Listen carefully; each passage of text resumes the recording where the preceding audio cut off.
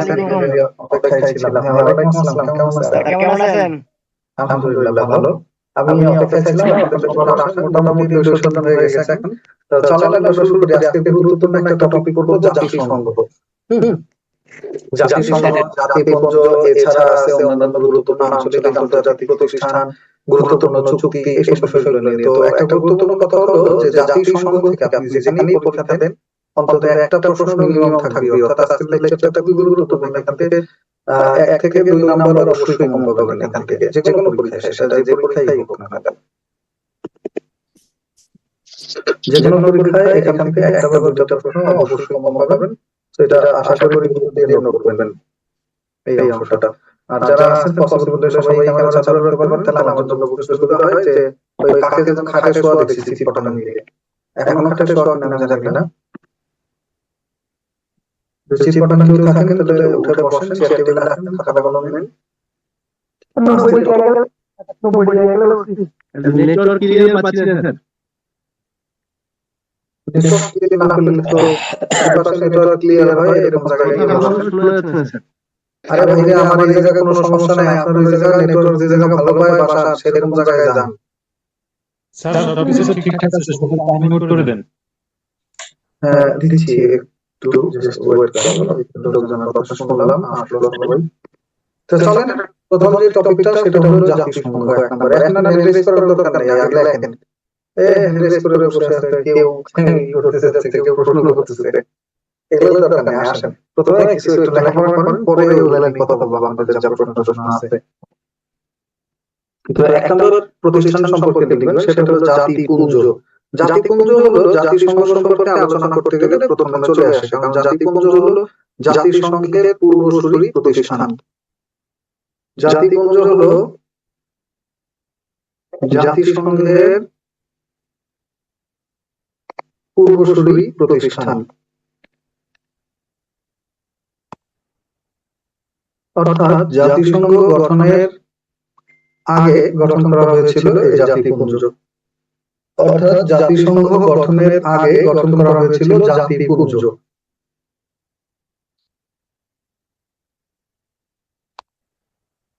ওকে, জাতিসংঘের পূর্বসূরি প্রতিষ্ঠান হলো জাতিপুঞ্জ। দ্বিতীয় জিনিসটা হলো জাতিপুঞ্জ সম্পর্কে প্রশ্ন আসে, এটার ইংরেজি নাম কি ছিল? উত্তর league of Nations. League of Nations বা জাতিপুঞ্জ। এরপর প্রশ্ন, জাতিপুঞ্জ গঠিত হয় কবে, কার্যকর হয় কবে? উত্তর, জাতিপুঞ্জ গঠিত হয় ১৯১৯ সালে এবং কার্যকর হয় 1920 সালে। গঠিত বলতে এটা সংক্রান্ত চুক্তি হয় আর কি। এক্স্যাক্টলি যদি গঠিত কবে হয় তাহলে 1920 সালে বলা যায়। 1920 সালে হলো এটা কার্যকর হয় মূলত। ওকে, 1920 সালে 10 জানুয়ারি এই জাতিপুঞ্জ প্রতিষ্ঠিত হয় বা কার্যকর হয়, আর 1919 সালে এটার ব্যাপারে চুক্তি হয়। ওকে, তো নেক্সট আসেন এরপরে যেটা সম্পর্কে এখান থেকে প্রশ্ন আসতে পারে যে জাতিপুঞ্জ কেন গঠন করা হয় এবং এটা কবে বিলুপ্ত হয়। জাতিপুঞ্জ কার্যকর হয় এই তারিখে এবং বিলুপ্ত হয় 1946 সালে। বিলুপ্ত হয় 1946 সালে। যখন জাতিসংঘ গঠিত হয়ে যায় তখন আর জাতিপুঞ্জের প্রয়োজনীয়তা থাকে না, এটা পুরোপুরিভাবে বিলুপ্ত করে দেওয়া হয়। যদি তারিখগুলো একটু লিখে রাখতে চান, 10 জানুয়ারি 1920 বিলুপ্ত হয় এবং বিলুপ্ত হয় 20 এপ্রিল 1946 এবং বিলুপ্ত হয় 20 এপ্রিল 1946 এবং বিলুপ্ত হয় 20 এপ্রিল 1946। লিখছেন? এবং জাতিপুঞ্জ গঠনের যে প্রস্তাবক ওনার নাম হলো উড্রো উইলসন। জাতিপুঞ্জ গঠনের প্রস্তাবক Woodrow Wilson. Woodrow Wilson. Okay, এবং জাতিপুঞ্জ সম্পর্কে আরেকটা কথা লিখবেন যে জাতিপুঞ্জ এর তিনটি বিভাগ ছিল। জাতিপুঞ্জ এর বিভাগ ছিল তিনটি এবং এর সদর দপ্তর ছিল জেনেভা, সুইজারল্যান্ড।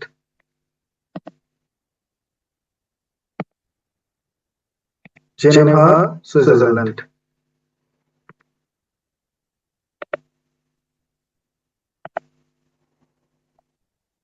আর এর সম্পর্কে আর একটা তথ্য লিখি শেষ, সেটা হলো প্রতিষ্ঠাকালীন সদস্য ছিল কত এবং বিলুপ্তিকালীন সদস্য সংখ্যা ছিল কত। এটার মোট সরি প্রতিষ্ঠাকালীন সদস্য ছিল 42টি, প্রতিষ্ঠাকালীন সদস্য ছিল 42, মোট সদস্য ছিল 58, মোট সদস্য হয়েছিল 58 এবং বিলুপ্তিকালীন সদস্য সংখ্যা ছিল 23। বিলুপ্তিকালীন সদস্য সংখ্যা ছিল 23। বাস এইটুকুই শেষ।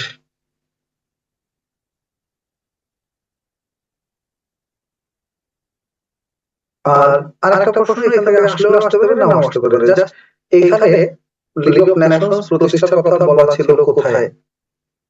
উড্রো উইলসনের 14 নং দফায়। এটা প্রতিষ্ঠার কথা বলা ছিল, প্রতিষ্ঠার কথা বলা ছিল উড্রো উইলসনের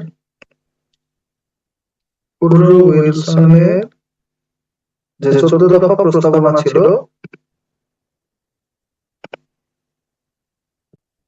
14 দফা প্রস্তাবনার 14 নং দফায়, 14 দফা প্রস্তাবনার 14 নং দফায় বলা ছিল এটার কথা, লিগ অফ নেশনস প্রতিষ্ঠার কথা। এবং লিগ অফ নেশনস এর প্রথম মহাসচিব ছিলেন sir Eric Drummond. Sir Eric Drummond উনি ছিলেন এটার প্রথম মহাসচিব। প্রথম মহাসচিব ছিলেন স্যার এরিক ড্রামন্ড।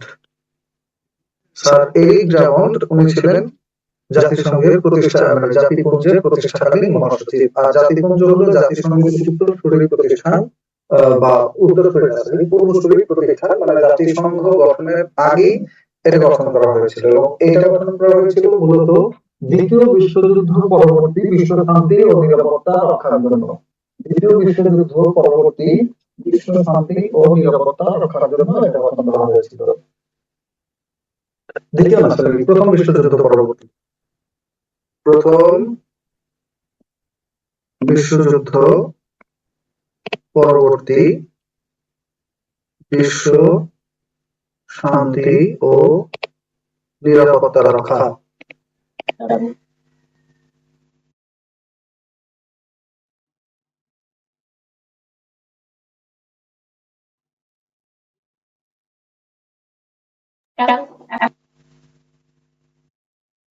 লিখছেন প্রথম বিশ্বযুদ্ধ পরবর্তী বিশ্ব শান্তি ও নিরাপত্তা, এটা ছিল জাতিপুঞ্জ গঠনের উদ্দেশ্য। জাতিপুঞ্জ সম্পর্কে যদি প্রশ্ন আসে তাহলে মোটামুটি এই ব্যাপারটা প্রশ্ন আসতে পারে। এবং জাতিপুঞ্জ কেন বিলুপ্ত হয়? জাতিপুঞ্জ বিলুপ্ত হয় কারণ এরকম একটা প্রতিষ্ঠান থাকার পরেও আবারও একটা বিশ্বযুদ্ধ বাধে, এই জন্য এই প্রতিষ্ঠানটা বিলুপ্ত হয়ে যায়।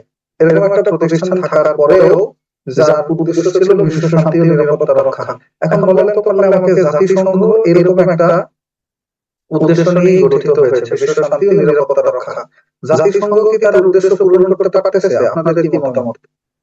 বিশ্ব শান্তি রক্ষার জন্য প্রতিষ্ঠা করা হয়েছে জাতিসংঘ, জাতিসংঘ কি তার উদ্দেশ্য পূরণ করতে পারতেছে? আপনাদের মতে কি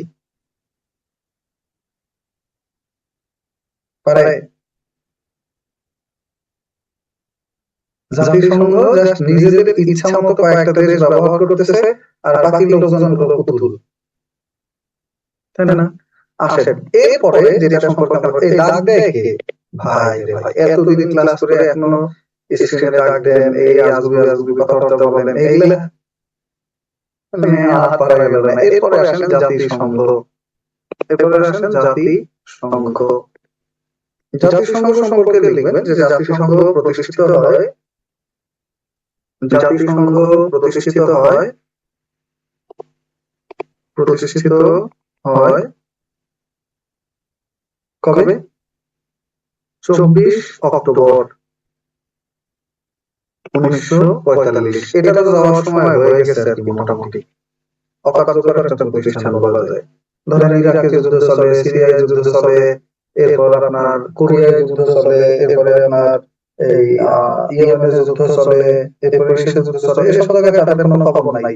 মায়ানমারে এতগুলো রোহিঙ্গাকে হত্যা করা হলো, এতজনকে বিতাড়ন করা হলো, এগুলো নিয়ে তার কোনো পদক্ষেপ নাই, তার কোনো খবর নেই। তার যখন হম্বিতম্বি কোথায় অমুক দেশে মানবাধিকার লঙ্ঘন হচ্ছে, কোথায় ফাটকি একেবারে ভুয়া। মানে ওর যেখানে যেখানে টার্গেট, ও ওইসব দেশ নিয়ে বলে যে এরা মানবাধিকার লঙ্ঘন করে, এরা অমুক করে, এরকম করে। বাট আসলে যে সারা পৃথিবীব্যাপী যেসব দেশে ঝামেলা হচ্ছে, এসব দেশে ওরা কিছুই বলতে পারে না। যাই হোক, আসেন, তারপরে প্রতিষ্ঠিত হয় 24 অক্টোবর 1945। এবং আরেকটা প্রশ্ন আসবে, সেটা হলো জাতিসংঘ সনদ কবে স্বাক্ষরিত হয়? জাতিসংঘ সনদ স্বাক্ষরিত হয় কবে? উত্তর, জাতিসংঘ সনদ স্বাক্ষর হয় 26 জুন 1945। জাতিসংঘ সনদ স্বাক্ষর হয় 26 জুন 1945। এখান থেকে আর প্রশ্ন আসতে পারে, জাতিসংঘ প্রতিষ্ঠার সাথে সম্পর্কিত কোন কোন চুক্তিগুলো বা কোন কোন সম্মেলনগুলো? জাতিসংঘ প্রতিষ্ঠার সাথে সম্পর্কিত সম্মেলনের মধ্যে প্রথম আছে লন্ডন ঘোষণা। জাতিসংঘ প্রতিষ্ঠার সাথে সম্পর্কিত যেসব সম্মেলনগুলো ও চুক্তিগুলো, সম্মেলন ও চুক্তি। এক নম্বরে হলো লন্ডন ঘোষণা। এক নম্বরে হলো লন্ডন ঘোষণা। এগুলো শুধু সাল লিখে রাখবেন, 1941। এবার লিখবেন আটলান্টিক সনদ। আটলান্টিক সনদ স্বাক্ষরিত হয় 1941।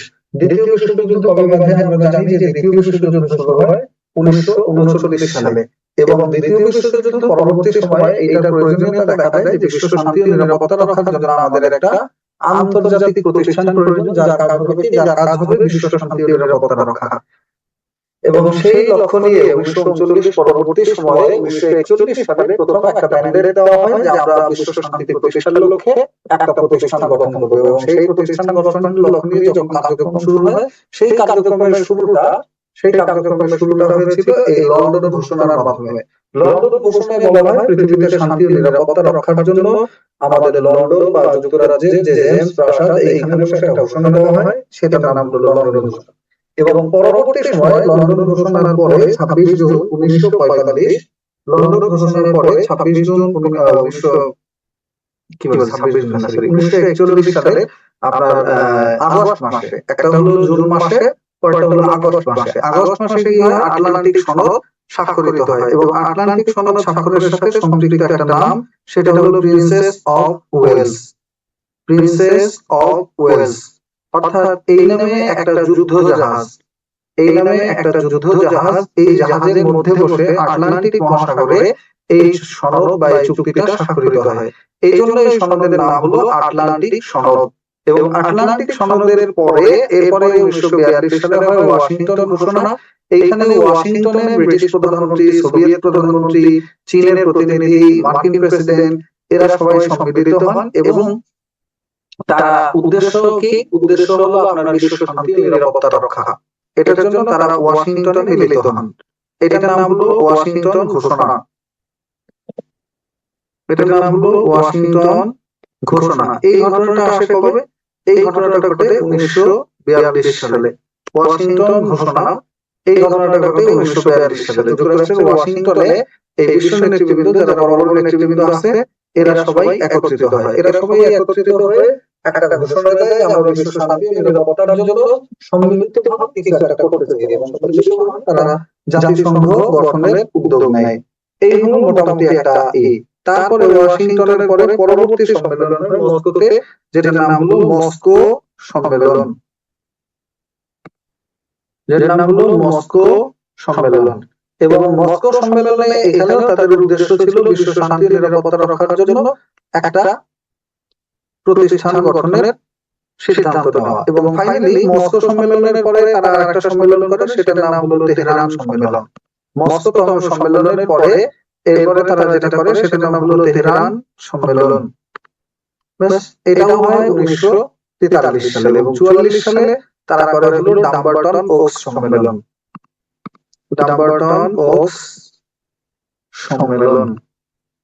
এই সম্মেলনটা করে তারা 1944 সালে, এবং 1944 সালের এই সম্মেলনে জাতিসংঘের রূপরেখা আসে।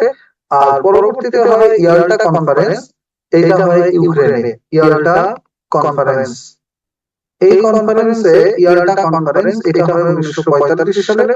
এই সময় ইয়াল্টা কনফারেন্সে একটা কাজ করা হয় যে স্থায়ী দেশ যেগুলো হবে, প্রথমটা আমাদের ডাম্বারটন ওকস সম্মেলন। এইখানে জাতিসংঘের রূপরেখা প্রথম পাওয়া যায়। জাতিসংঘের রূপরেখা পাওয়া যায় প্রথমবার ডাম্বারটন ওকস সম্মেলনে। জাতিসংঘের রূপরেখা প্রথম পাওয়া যায়, এবং ইয়াল্টা কনফারেন্সে ভেটো ক্ষমতা প্রদান করা হয় 1945 সালে। ইয়াল্টা কনফারেন্সে ভেটো ক্ষমতা প্রদান করা হয় 1945 সালে, এবং এরপরে একটা সম্মেলন হয়, সেটা হয় সান ফ্রান্সিসকো সম্মেলন। এবং এই সান ফ্রান্সিসকো সম্মেলনেই মূলত জাতিসংঘ সনদ স্বাক্ষরিত হয়। সান ফ্রান্সিসকো সম্মেলন এইখানেই প্রথম জাতিসংঘ সনদ স্বাক্ষরিত হয়। সান ফ্রান্সিসকো সম্মেলন, এই সম্মেলনটাও হয় 1945 সালে। এইটার খালি তারিখ লিখে রাখবেন 26 জুন 1945, এবং এইখানে প্রথম জাতিসংঘ সনদ স্বাক্ষরিত হয়। এইখানে প্রথম জাতিসংঘ সনদ স্বাক্ষরিত হয়। লিখেন। এখন দেখেন উপরে আমাদের শুরুটা কোথায়? শুরুটা হলো লন্ডন ঘোষণা, তারপরে ঘোষণা আটলান্টিক সনদ। এই যে দুইটা সনদ, দুইটাই হলো লন্ডনের ঘটনা। তারপরের ঘটনা কোথায়? ওয়াশিংটনের ঘটনা। তারপরের ঘটনা কোথায়? ওয়াশিংটন সম্মেলনটা হয় যুক্তরাষ্ট্রে, তারপরে হয় মস্কো সম্মেলন, এটা হয় তৎকালীন সোভিয়েত ইউনিয়নে। তারপর ইরানে তেহরানে হয় তেহরান সম্মেলন। ডাম্বারটন ওকস সম্মেলন, এটা হয় আবারও যুক্তরাষ্ট্রে। এরপর হয় ইয়াল্টা কনফারেন্স, এবং এই ইয়াল্টা কনফারেন্স হয় ইউক্রেনে, যেটা সোভিয়েত ইউনিয়নের মধ্যে। আর এছাড়া আরেকটা সম্মেলন হয় সর্বশেষ সান ফ্রান্সিসকো সম্মেলন। এই কটা সম্মেলন ছিল এখানে উল্লেখযোগ্য বা গুরুত্বপূর্ণ, এবং এরপরে আমাদের জাতিসংঘ ফাইনালি গঠিত হয়। জাতিসংঘ সনদ স্বাক্ষর হওয়ার পরে 24 অক্টোবর থেকে জাতিসংঘ কার্যকর হয় বা গঠিত হয়। এইখানে দুইটা কথা লিখবেন। জাতিসংঘ সনদে স্বাক্ষরকারী দেশ, জাতিসংঘ সনদে প্রথম স্বাক্ষরকারী দেশ 50টি। প্রথম স্বাক্ষরকারী দেশ 50, এবং পরবর্তীতে জাতিসংঘের প্রতিষ্ঠাকালীন সদস্য 51। জাতিসংঘের প্রতিষ্ঠাকালীন সদস্য 51। দেখছেন? জাতিসংঘের প্রতিষ্ঠাকালীন সদস্য 51। স্যার কোন মাসে কি হয় সেটা কি পড়ার দরকার আছে? না, এটা পড়ার দরকার নাই, কারণ এতগুলো তারিখ আপনাদের পরীক্ষার জন্য গুরুত্বপূর্ণ না। এটা একেবারে ফুল তারিখ সহ সবগুলো পড়তে গেলে এটা বিসিএস এর জন্য গুরুত্বপূর্ণ। আপনাদের জন্য এই ডিটেইলসে সবগুলো তারিখ পড়ার প্রয়োজন নাই। তারপরে আসেন, জাতিসংঘের প্রতিষ্ঠাকালীন সদস্য বলা হয় 51টি দেশকে। জাতিসংঘের প্রতিষ্ঠাকালীন সদস্য হলো 51টি। সর্বশেষ স্বাক্ষর করে যে দেশ, এটা হলো পোল্যান্ড। সর্বশেষ স্বাক্ষর করে যে দেশ, এটা হলো পোল্যান্ড। পোল্যান্ড 51তম দেশ হিসেবে জাতিসংঘ সনদে স্বাক্ষর করে, এবং পোল্যান্ড স্বাক্ষর করেছিল 15ই অক্টোবর। পোল্যান্ড স্বাক্ষর করে 15ই অক্টোবর 1945, অর্থাৎ জাতিসংঘ কার্যকর হওয়ার আগে আগে দূরে আসছে, এসে স্বাক্ষর করে সে জাতিসংঘের প্রতিষ্ঠাকালীন সদস্য হয়েছে। একটা মজার জিনিস জানেন, চীন কিন্তু একসময় জাতিসংঘের সদস্য ছিল না। চীনকে জাতিসংঘের সদস্যপদ দেওয়া হয়নি, হয়েছিল তাইওয়ানকে জাতিসংঘের সদস্যপদ দেওয়া। পরবর্তীতে তাইওয়ানের সদস্যপদ স্থগিত করে সেখানে ঢুকানো হয় চীনকে আর কি। এই ছিল ঘটনা। ওকে, এরপর দুইটা কথা লিখবেন। জাতিসংঘ চলে কেমনে? চাঁদার মাধ্যমে। জাতিসংঘ চলে হলো চাঁদার মাধ্যমে। এখন আসেন, জাতিসংঘের চাঁদা কে কত দেয় সব জানার দরকার নেই। দুইটা দেশ, একটা হলো সর্বোচ্চ চাঁদা প্রদান করে কোন দেশ, আর বাংলাদেশ কত দেয়। সর্বোচ্চ চাঁদা প্রদান করে যুক্তরাষ্ট্র। জাতিসংঘের প্রায় সকল খরচই ওরাই বহন করে। আর এছাড়া বাংলাদেশ জাতিসংঘে চাঁদা দেয় প্রতি বছর 0.01%। 0.01% বাংলাদেশ জাতিসংঘে চাঁদা দেয়। বাংলাদেশ জাতিসংঘে চাঁদা দেয় 0.01%, এবং জাতিসংঘে সর্বোচ্চ চাঁদা দেয় হলো যুক্তরাষ্ট্র। সর্বোচ্চ চাঁদা দেয় হলো যুক্তরাষ্ট্র। যুক্তরাষ্ট্র তাদের বাজেটের 22% চাঁদা দেয় আর কি, তাদের বাজেটের 22% চাঁদা দেয়। এরপর আসেন জাতিসংঘের বর্তমান সদস্য সংখ্যা। জাতিসংঘের বর্তমান সদস্য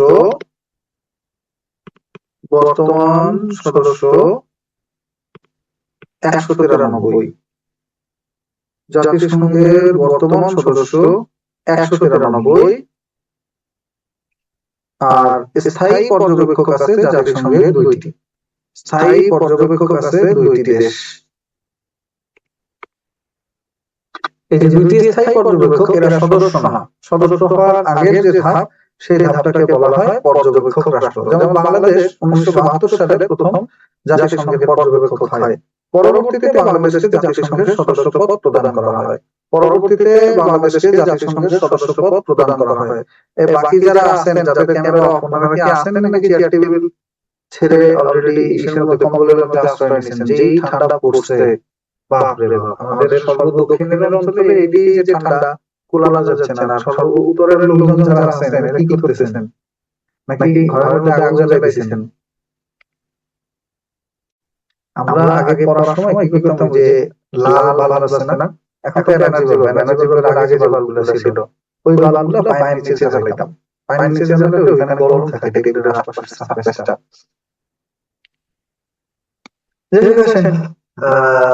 কাঁথা কম্বল নিয়ে আসি, ভেরি গুড। কাঁথা কম্বল নিয়ে আসি, হ্যাঁ, যাই না লাগে নিয়ে নেন, কিন্তু সেটা চেয়ার টেবিলে নিয়ে আসেন। যদি বালিশও লাগে নিয়ে নেন, কিন্তু চেয়ার টেবিলে নিয়ে আসেন। বাট নট হাতওয়ালা কোল বালিশ, চেয়ার টেবিলে অ্যালাউড না। হ্যাঁ, ওকে। তারপরে আসেন নেক্সট আছে জাতিসংঘের স্থায়ী পর্যবেক্ষক কারা? স্থায়ী পর্যবেক্ষক হলো 2টি দেশ। জাতিসংঘের স্থায়ী পর্যবেক্ষক হলো 2টি দেশ। এই 2টি দেশ কারা কারা? 1 নম্বর দেশ হলো ভ্যাটিকান বা ভ্যাটিকান সিটি, আর একটা হলো ফিলিস্তিন। এবং ফিলিস্তিনেরটা শুধু লিখে রাখবেন যে ফিলিস্তিন 2012 থেকে জাতিসংঘের পর্যবেক্ষকের মর্যাদা লাভ করে। ফিলিস্তিন 2012 থেকে জাতিসংঘের পর্যবেক্ষক সংস্থার মর্যাদা লাভ করে।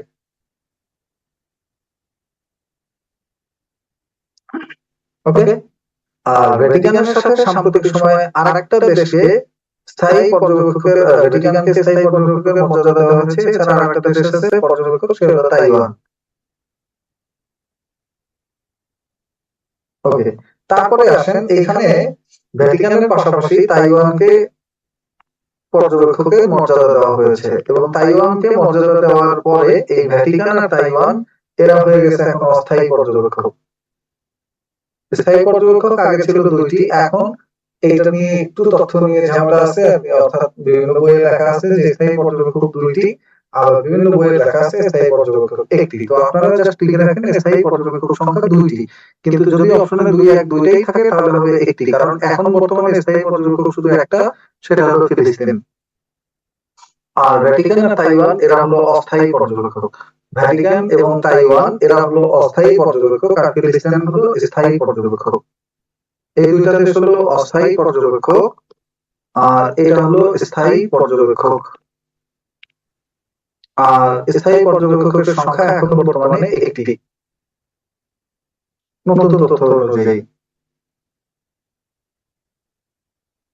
ওকে। এরপরে আসেন জাতিসংঘ সম্পর্কে। জাতিসংঘের স্বাক্ষর না করেও বা প্রতিষ্ঠাকালীন জাতিসংঘ সনদে স্বাক্ষর না করেও কোন দেশ জাতিসংঘের প্রতিষ্ঠাকালীন সদস্য হিসেবে অংশগ্রহণ করে? উত্তর পোল্যান্ড। আমরা তার নাম লিখে দিয়েছি, উত্তর হলো পোল্যান্ড, তাকে আমরা নাম লিখে দিয়েছি। এরপর আসেন জাতিসংঘ সনদ সম্পর্কে একটু লিখবেন। জাতিসংঘ সনদ সম্পর্কে লিখবেন। জাতিসংঘ সনদ সম্পর্কে লিখবেন। এখানে 19টি অধ্যায় আছে এবং 111টি অনুচ্ছেদ আছে। জাতিসংঘ সনদে আছে 19টি অধ্যায় এবং 111 অনুচ্ছেদ। 19টি অধ্যায় এবং 111টি অনুচ্ছেদ। অধ্যায় মানে ভাগ। এই এক একটা অধ্যায়ে আছে এক একটা টপিক নিয়ে বিস্তারিত আলোচনা। আর মোট 119টা অনুচ্ছেদ মানে হলো 119টি আইনের ধারা। জাতিসংঘ সনদের যে আইন বা নিয়ম কানুন, এই নিয়ম কানুন বা আইনের ধারা আছে 119টি। এটাকে বলা হয় জাতিসংঘ সনদের অনুচ্ছেদ সংখ্যা। এরপর আসেন জাতিসংঘে মূল সংস্থা আছে 6টি। জাতিসংঘের মূল সংস্থা 6টি এবং অস্থায়ী মানে কি বলে অন্যান্য সংস্থা আছে জাতিসংঘের মোট 33টা না 32টা, যার মধ্যে 17টা হলো আপনার বিভিন্ন গৌণ সংস্থা এবং মূল সংস্থা হিসেবে আছে আরো 15টি অঙ্গ সংস্থা জাতিসংঘের। তবে এই একটা জানলেই হবে যে জাতিসংঘের মূল সংস্থা 6টি। এখন আসলে মূল সংস্থা 6টি কি কি এটা একটু লিখে নেন। 1 নম্বরে আছে ইউএনজিএ, 2 নম্বরে ইউএনএসসি, 3 নম্বরে আইসিজে, 4 নম্বরে হলো সচিবালয়, সচিবালয় আরো পরে লেখেন, সচিবালয় না আগে লেখেন ইকোসক, 4 নম্বরে ইকোসক, 5 নম্বরে লেখেন জাতিসংঘ সচিবালয় এবং 6 নম্বরে লেখেন জাতিসংঘের ওসি পরিষদ, 6 নম্বরে লেখেন জাতিসংঘের ওসি পরিষদ। এখন আসেন ইউএনজিএ মানে কি? ইউনাইটেড নেশনস, এটা হলো জাতিসংঘের পূর্ণ রূপ। ইউএন বা United Nations. General assembly, general assembly বা জাতিসংঘ সাধারণ পরিষদ। ইউএনএসসি মানে হলো ইউনাইটেড নেশনস,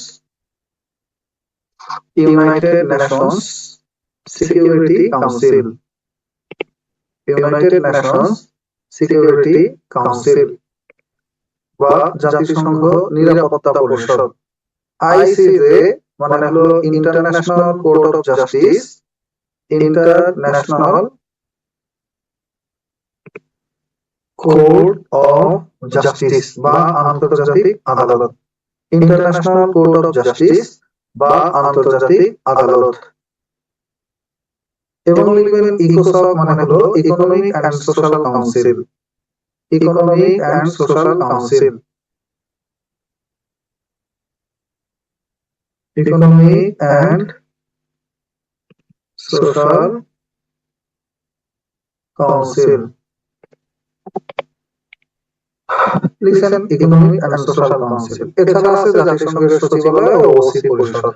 ওসি পরিষদ কাকে বলে? ওসি পরিষদ বলতে বোঝায় জাতিসংঘের অভিভাবক পরিষদ।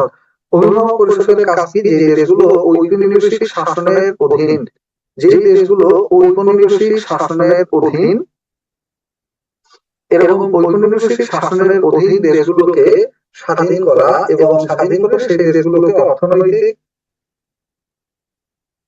অর্থনৈতিকভাবে স্বাবলম্বী করে তোলা।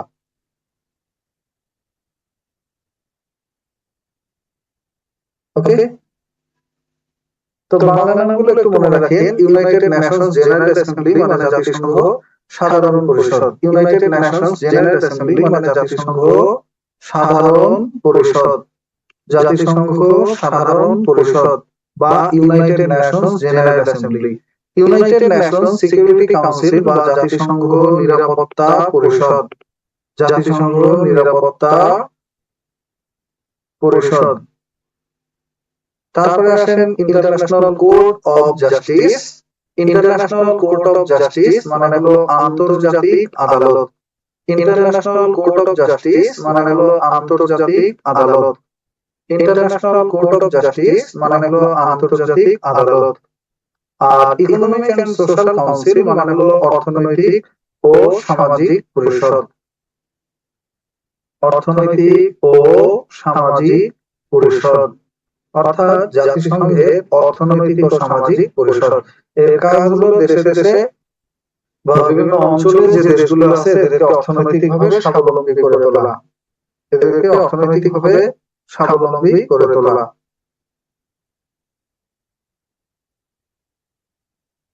এদেরকে অর্থনৈতিকভাবে স্বাবলম্বী করে তোলাই হলো এই সংস্থার কাজ।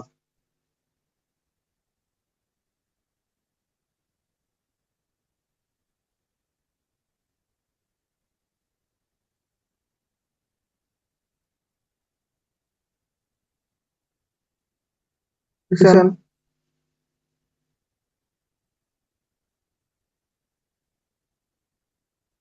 নেক্সট আসেন, এরপরে এইটুকুই শেষ। এটা হলো জাতিসংঘের মূল সংস্থা সমূহ।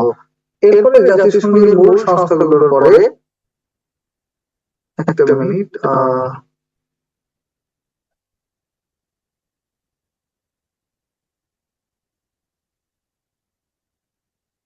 ঠিক আছে? মূল সংস্থাগুলোর পরে আসেন জাতিসংঘের এই মূল সংস্থাগুলো সম্পর্কে এক লাইন দুই লাইন বর্ণনা, এক লাইন দুই লাইন সম্পর্কে একটু বর্ণনা লিখবেন এই সংস্থাগুলোর।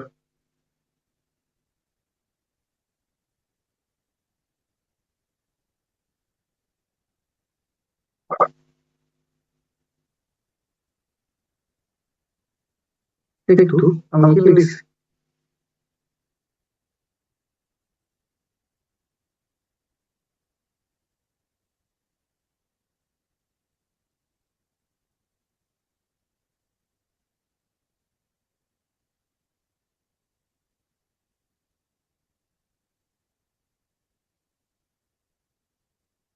জাতিসংঘ সনদে আছে 19টি অধ্যায় এবং 111টি অনুচ্ছেদ, যা লিখছি ওইটাই লেখেন।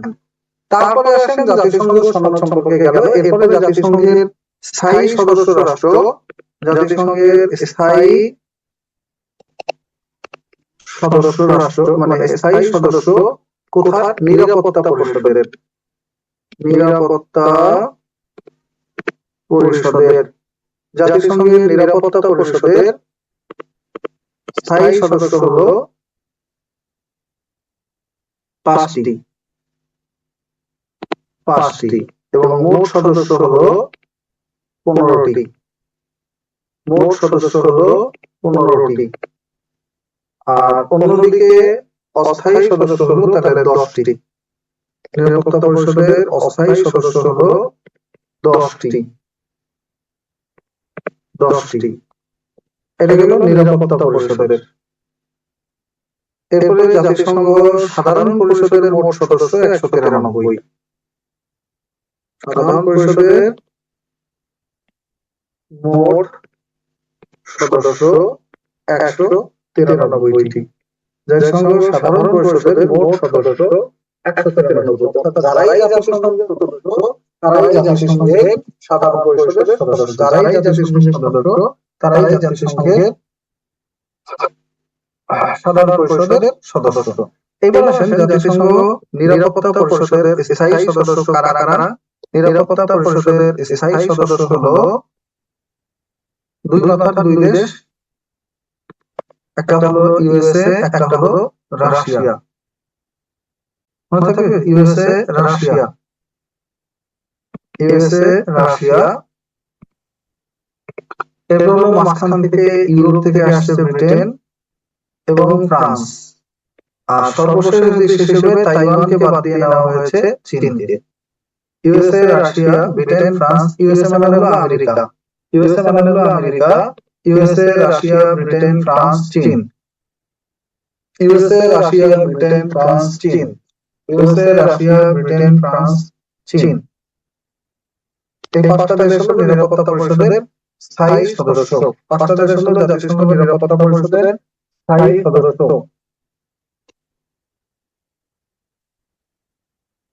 লিখছেন? এখন আসেন জাতিসংঘ নিরাপত্তা পরিষদের কথা বললাম আমরা। আর অস্থায়ী সদস্য, নিরাপত্তা পরিষদের অস্থায়ী সদস্যদের মেয়াদ হয় কত বছর? নিরাপত্তা পরিষদের অস্থায়ী সদস্যদের মেয়াদ হয় 2 বছর করে। অর্থাৎ প্রতি 2 বছর পর পর এই জাতিসংঘ নিরাপত্তা পরিষদের যারা অস্থায়ী সদস্য তারা পরিবর্তিত হয়। নিরাপত্তা পরিষদের অস্থায়ী সদস্যরা প্রতি 2 বছর পর পর পরিবর্তিত হয়। লিখছেন? ও জাতিসংঘ নিয়ে আরেকটা কথা লেখেন যে জাতিসংঘের নামকরণটা করেন কে? এটা আমরা লিখি নাই। নামকরণ করেন ফ্রাঙ্কলিন ডি রুজভেল্ট। জাতিসংঘের এখানে সর্বশেষ একটা তথ্য একটা লাইন লিখে রাখেন, জাতিসংঘের নামকরণ করেন Franklin D Roosevelt. Franklin D Roosevelt. এই আগের পৃষ্ঠায় গিয়ে শেষ একটা লাইন লিখবেন, জাতিসংঘের নামকরণ করেন কে? উত্তর, জাতিসংঘের নামকরণ করেন Franklin D Roosevelt. Franklin D Roosevelt. কেউ যদি লেখা অস্পষ্ট দেখেন তাহলে এটার কারণ স্ক্রিনও না, আপনার মোবাইলও না, কারণ হলো নেটওয়ার্ক। নেটওয়ার্ক যদি ক্লিয়ার হয়ে যায় তাহলে লেখা স্পষ্ট দেখবেন। লিখছেন?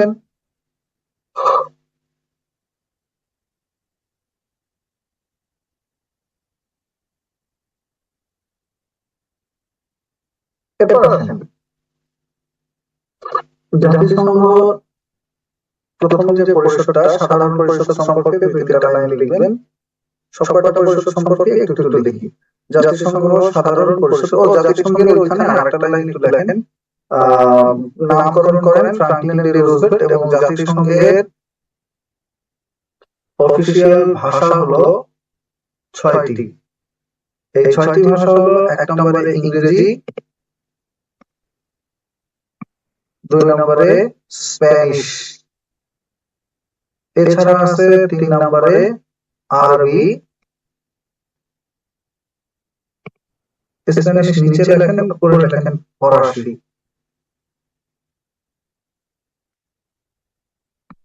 আর এইখানে লেখেন স্প্যানিশ। আর শেষে হচ্ছে চীনা ভাষা এবং রুশ ভাষা। চীনা ভাষা এবং রুশ ভাষা। এর মধ্যে 6টা ভাষার মধ্যে জাতিসংঘ সাধারণ পরিষদের যে 6টা ভাষা আছে এই 6টা ভাষার মধ্যে ইংরেজি এবং ফরাসি, ইংরেজি এবং ফরাসি দুইটা ভাষাকে বলা হয় জাতিসংঘ সচিবালয়ের ভাষা। এই দুইটা ভাষাকে বলা হয় জাতিসংঘ সচিবালয়ের ভাষা। জাতিসংঘ সচিবালয়ে ব্যবহৃত ভাষা হলো ইংরেজি এবং ফরাসি। আর আরবি, স্প্যানিশ, চীনা, রুশ এরাও জাতিসংঘের দাপ্তরিক ভাষা, কিন্তু জাতিসংঘ সচিবালয়ে দুইটা ভাষাই ব্যবহার করা হয়, ফরাসি ভাষা। এখানে একটা জিনিস ক্লিয়ার করে নেন, ইরানের ভাষা ফার্সি, আর ফ্রান্সের ভাষা হলো ফরাসি। ইরানের ভাষা ফার্সি এবং ফ্রান্সের ভাষা হলো ফরাসি। ইরানের ভাষা ফার্সি এবং ফ্রান্সের ভাষা হলো ফরাসি। দেখছেন, ইরানের ভাষা ফার্সি এবং ফ্রান্সের ভাষা ফরাসি। অনুচ্ছেদ কি 111 নাকি 119? 111। এই 6টি লেকচার শিটে নাই আছে। জাতিসংঘের মূল মন্ত্র কি স্যার? জাতিসংঘের মূল মন্ত্র হলো বিশ্ব শান্তি ও নিরাপত্তার জন্য আর কি এটা গঠন করা হয়েছে। লিখছেন? এরপরে আসেন এই সংস্থাগুলো সম্পর্কে আমরা লেখার কথা বলছি। প্রথমে সাধারণ পরিষদ। সাধারণ পরিষদ সম্পর্কে 1 নম্বর প্রশ্ন আমরা আগেই পড়ে আসছি, সেটা হলো এখানে সদস্য কত? সদস্য সংখ্যা 193। এখানে সদস্য কত? 193। এবং জাতিসংঘ সাধারণ পরিষদের সভা বসে প্রতি বছর সেপ্টেম্বর মাসের 3য় মঙ্গলবার। সভা বসে প্রতি বছর সেপ্টেম্বর মাসের 3য় মঙ্গলবার। সেপ্টেম্বর মাসের 3য় মঙ্গলবার। লিখছেন? প্রতি বছর সেপ্টেম্বর মাসের 3য় মঙ্গলবার। এই একটা লাইন। সাধারণ পরিষদ সম্পর্কে আর কিছু লেখা লাগবে না, সাধারণ পরিষদ সম্পর্কে এইটুকুই। আর এখানে আরেকটা কথা লিখবেন, সাধারণ পরিষদের সভাপতির মেয়াদ হয়, জাতিসংঘ সাধারণ পরিষদের সভাপতির মেয়াদ হয় 1 বছর। 1 বছর। এবং সাধারণ পরিষদে সভাপতির মেয়াদ হয় 1 বছর। যে কোনো দেশ জাতিসংঘ সাধারণ পরিষদের সভাপতি হলে 1 বছর মেয়াদে থাকতে পারে। আর আরেকটা লিখবেন যে জাতিসংঘে সদস্য প্রেরণ করতে পারে যে কোনো দেশ, সদস্য প্রেরণ করতে পারে যে কোনো দেশ সর্বোচ্চ 5 জন। যে কোনো দেশ সদস্য প্রেরণ করতে পারে সর্বোচ্চ 5 জন। কিন্তু তাদের ভোট সংখ্যা 1টি। অর্থাৎ 5 জন মিলে চিন্তা ভাবনা করে যে কোনো ইস্যুতে ভোট দিতে পারে 1টি। সদস্য পাঠাতে পারে 5টি বা 5 জন ব্যক্তিকে, কিন্তু তারা যে কোনো ইস্যুতে বা যে কোনো প্রস্তাবের ব্যাপারে ভোট দিতে পারে 5 জনে মিলে 1টি। অর্থাৎ এক দেশের জন্য একটাই ভোট থাকে সাধারণ পরিষদের সভায়। তারপরে আসেন নিরাপত্তা পরিষদ। নিরাপত্তা পরিষদ। লিখুন, নিরাপত্তা পরিষদের সদস্য সংখ্যা 15। নিরাপত্তা পরিষদের সদস্য সংখ্যা 15। এর মধ্যে আবার স্থায়ী সদস্য 5, অস্থায়ী সদস্য 10। আর অস্থায়ী সদস্যদের মেয়াদ হলো 2 বছর, অর্থাৎ প্রতি 2 বছর পর পর এই সদস্যগুলো পরিবর্তন হয়ে যায়। তারপরে লিখবেন জাতিসংঘ নিরাপত্তা পরিষদের স্থায়ী সদস্যদের আছে ভিটো ক্ষমতা। স্থায়ী সদস্যদের আছে ভেটো ক্ষমতা। ভেটো ক্ষমতা এবং এই ভেটো অর্থ, ভেটো হলো ল্যাটিন শব্দ যার অর্থ আমি মানি না, যার অর্থ আমি মানি না। স্থায়ী সদস্যদের আছে ভেটো ক্ষমতা এবং ভেটো শব্দের অর্থ হলো আমি মানি না। আর ভেটো কি? ভেটো হলো এমন একটা পাওয়ার, সহজে বুঝে উঠি, যে কোনো প্রস্তাব যখন জাতিসংঘে উত্থাপিত হয়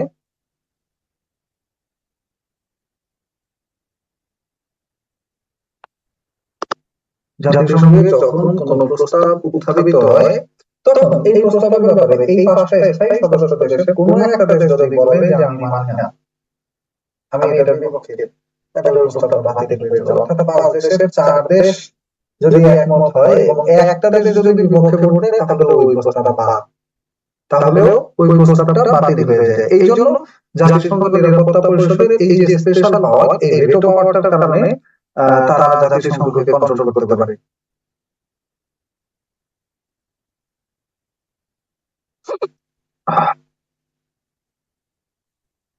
এবার আসেন, তারপরে যেটা লিখবেন সেটা হলো জাতিসংঘের এই নিরাপত্তা পরিষদের সভাপতির মেয়াদ 1 মাস।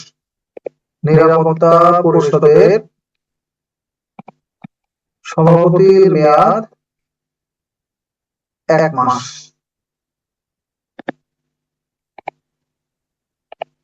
1 মাস গেল শেষ। নিরাপত্তা পরিষদের সভাপতির মেয়াদ হলো 1 মাস। আর নিরাপত্তা পরিষদের প্রধান কাজ, নিরাপত্তা পরিষদের প্রধান কাজ 1 নম্বরে মহাসচিব নির্বাচন, 2 নম্বরে নতুন সদস্য গ্রহণ। মহাসচিব নির্বাচন, 2 নম্বরে নতুন সদস্য গ্রহণ। নতুন সদস্য গ্রহণ লিখছেন? নতুন সদস্য গ্রহণ, এইটুকুই এখানে আসছে না। নেক্সট আসেন জাতিসংঘের, নেক্সট আসবেন যে জাতিসংঘের ওসি পরিষদ, ওসি পরিষদ কি আমাদের ওই আইসিজে বা ইন্টারন্যাশনাল কোর্ট অফ জাস্টিস বা আন্তর্জাতিক আদালত। জাতিসংঘের আন্তর্জাতিক আদালত। আন্তর্জাতিক আদালত সম্পর্কে লিখবেন সংক্ষিপ্ত রূপ আইসিজে, পূর্ণ রূপ আমরা আগে লিখে আসছি ইন্টারন্যাশনাল কোর্ট অফ জাস্টিস। এবং এইটা সম্পর্কে লিখবেন 1 নম্বরে যে এখানে জাতিসংঘের যে পরিষদটা আছে এই পরিষদের সদর দপ্তর কোথায়? এই পরিষদের সদর দপ্তর হলো হেগ, নেদারল্যান্ডস। Hague, Netherlands. এবং এই পরিষদ সম্পর্কে লিখবেন যে এখানে বিচারক সংখ্যা, এখানে বিচারক সংখ্যা 15 জন এবং বিচারকদের মেয়াদ হলো, বিচারকদের মেয়াদ হলো কত? 9 বছর। বিচারকদের মেয়াদ হলো 9 বছর। 9 বছর। জাতিসংঘ আন্তর্জাতিক আদালত বা ইন্টারন্যাশনাল কোর্ট অফ জাস্টিস, এটাও একটা মূল সংস্থা, সদর দপ্তর হেগ, নেদারল্যান্ডস। বিচারক সংখ্যা 15 জন, বিচারকদের মেয়াদ হলো 9 বছর। তারপরে আসেন জাতিসংঘের আরেকটা গুরুত্বপূর্ণ প্রতিষ্ঠানের নাম হলো ইকোসক, ইকোনমিক এন্ড সোশ্যাল কাউন্সিল বা জাতিসংঘের অর্থনৈতিক ও সামাজিক পরিষদ। জাতিসংঘের অর্থনৈতিক ও সামাজিক পরিষদ, এর সদস্য সংখ্যা হলো 54টি।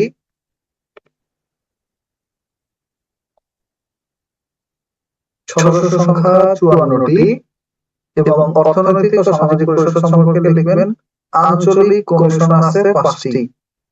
আঞ্চলিক কমিশন আছে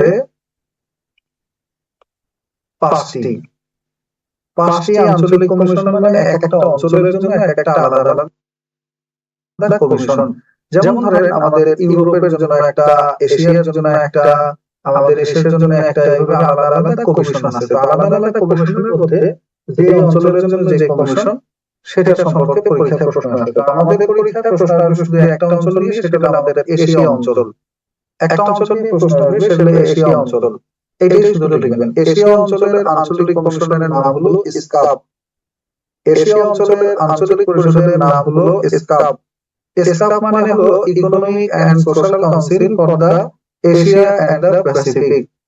ইকোনমিক এন্ড সোশ্যাল কাউন্সিল। আসেন আপনারা নাকি লোকজন নামাজে যাওয়া শুরু করছেন, আমি বুঝতেছি না। লোক হঠাৎ করেই ফল করলো। আমরা ছিলাম 225, এখন 219। যেতে যেতে কোথায় গিয়ে থামে, কত নিচে যায় কে জানে।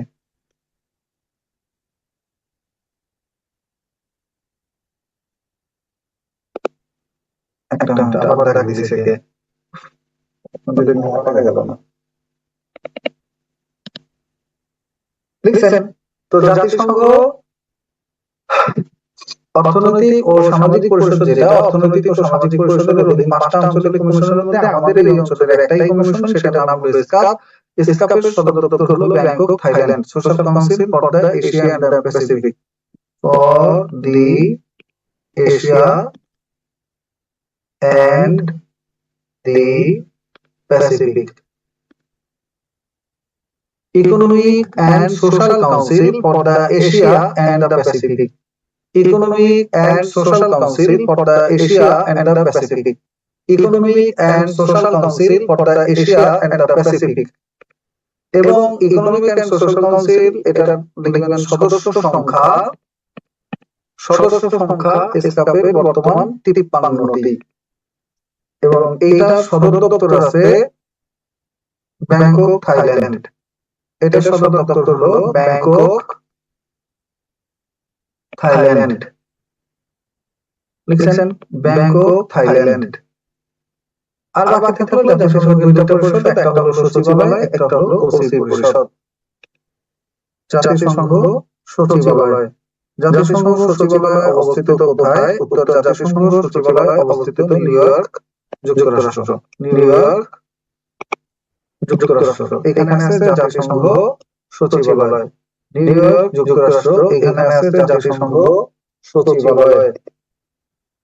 লিখছেন নিউ ইয়র্ক, যুক্তরাষ্ট্র, এখানে আছে জাতিসংঘ সচিবালয়।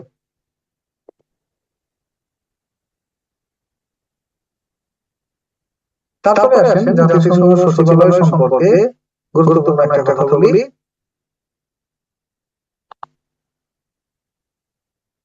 সেটা হলো জাতিসংঘের সচিবালয়ের প্রধান হলেন মহাসচিবরা। তো মহাসচিব বৃন্দ, একটা হেডিং দেন, একটা টেবিল আঁকেন, মহাসচিব কারা কারা ছিল। জাতিসংঘের মহাসচিব বৃন্দ, এদের মধ্যে এক নম্বরে লিখবেন জাতিসংঘের প্রথম মহাসচিব, জাতিসংঘের দ্বিতীয় মহাসচিব, জাতিসংঘের তৃতীয় মহাসচিব এবং জাতিসংঘের নবম মহাসচিব। এই কয়জন মহাসচিব সম্পর্কে জাতিসংঘের প্রথম, দ্বিতীয় এবং তৃতীয় এবং নবম মহাসচিব, এই কয়জন মহাসচিব সম্পর্কে রিটেন ক্লাস আছে 8টা। স্যার রিটেন ক্লাস থাকলে ওটা পরে রেকর্ড দেখেন, কারণ হলো রিটেন ক্লাস আছে, এটা গুরুত্বপূর্ণ। রিটেনের পরীক্ষা হইতে দূর আছে, অন্তত 1 বছর। এই চাকরির পরীক্ষা তো আপনার 2 দিন পরে, তাই না? তো জাতিসংঘ সচিবালয় কোথায়? জাতিসংঘ সচিবালয় নিউ ইয়র্ক, যুক্তরাষ্ট্র, এবং জাতিসংঘের সদর দপ্তর হলো নিউ ইয়র্ক, যুক্তরাষ্ট্র। এটা তো পেছনের পৃষ্ঠায় লিখে নেই, একবার শুরুতে যেখানে আমরা জাতিসংঘ সম্পর্কে ডিটেইলস আলোচনা করছি, ওখানে একটু লিখেন জাতিসংঘের সচিবালয় অবস্থিত নিউ ইয়র্ক, যুক্তরাষ্ট্র, বা জাতিসংঘের প্রধান কার্যালয় অবস্থিত নিউ ইয়র্ক, যুক্তরাষ্ট্র। দুইটা একই কথা। তো এখন আসেন জাতিসংঘের প্রথম মহাসচিবের নাম কি? জাতিসংঘের প্রথম মহাসচিবের নাম ট্রিগ ভ্যালি, ওনার বাড়ি হলো নরওয়ে। জাতিসংঘের প্রথম মহাসচিবের নাম ট্রিগ ভ্যালি, ওনার নাম হলো নরওয়ে। জাতিসংঘের দ্বিতীয় মহাসচিবের নাম হলো ড্যাগ হ্যামারশোল্ড। ড্যাগ হ্যামারশোল্ড, এবং এই দ্যাগ হ্যামারশোল্ডের বাড়ি হলো সুইডেন। ওনার সম্পর্কে কেন বলবেন? কারণ উনি শান্তিতে মরণোত্তর নোবেল পুরস্কার লাভ করেন। জাতিসংঘ মহাসচিবদের মধ্যে উনি প্রথম শান্তিতে মরণোত্তর নোবেল পুরস্কার লাভ করেন। জাতিসংঘ মহাসচিবদের মধ্যে উনি প্রথম শান্তিতে মরণোত্তর নোবেল পুরস্কার লাভ করেন। শান্তিতে মরণোত্তর নোবেল পুরস্কার লাভ করেন। মরণোত্তর নোবেল মানে কি? মরার পরে, অর্থাৎ মারা যাওয়ার পরে উনি নোবেল পুরস্কার পেয়েছিলেন শান্তিতে। তৃতীয় মহাসচিব নাম হলো উ থান্ট। এনার বাড়ি হলো মায়ানমার। উ থান্ট, এনার বাড়ি হলো মায়ানমার এবং এনার বিশেষত্ব হলো ইনি মুক্তিযুদ্ধকালীন মহাসচিব ছিলেন 1971 সালে। মুক্তিযুদ্ধকালীন মহাসচিব ছিলেন 1971 সালে। আর আগের জন নোবেল পুরস্কার পেয়েছে মরণোত্তর 1961 সালে। এবং দ্যাগ হ্যামারশোল্ড সম্পর্কে আরো একটা জিনিস মনে রাখবেন, ওনাকে এই পুরস্কারটা কেন দেওয়া হয়, নোবেল পুরস্কার শান্তিতে? কারণ হলো উনি জাতিসংঘের একটা কার্যক্রমের জন্য গিয়েছিলেন এবং ফেরার পথে উনি বিমান দুর্ঘটনায় মৃত্যুবরণ করেন। এই জন্য ওনাকে শান্তিতে নোবেল পুরস্কার দেওয়া হয়। এই জন্য ওনাকে শান্তিতে নোবেল পুরস্কার দেওয়া হয়। এরপর আসেন জাতিসংঘের নবম মহাসচিব। জাতিসংঘের নবম মহাসচিব হলো বর্তমান মহাসচিব, নাম হলো অ্যান্টোনিও গুতেরেস বা অ্যান্টোনিও গুতেরেস। এবং এই অ্যান্টোনিও গুতেরেসের বাড়ি হলো পর্তুগাল। অ্যান্টোনিও গুতেরেস বাড়ি হলো পর্তুগাল এবং ওনার সম্পর্কে এক লাইন লিখবেন, উনি সাবেক ইউএনএইচসিআর মহাসচিব ছিলেন। উনি সাবেক ইউএনএইচসিআর মহাসচিব ছিলেন। ইউএনএইচসিআর এটা জাতিসংঘের একটা মানবাধিকার বিষয়ক প্রতিষ্ঠান। এর কাজ হলো উদ্বাস্তুদের নিয়ে। এর কাজ হলো উদ্বাস্তুদের নিয়ে।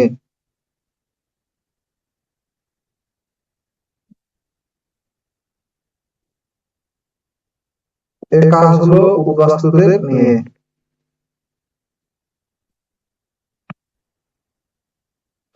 লিখেন।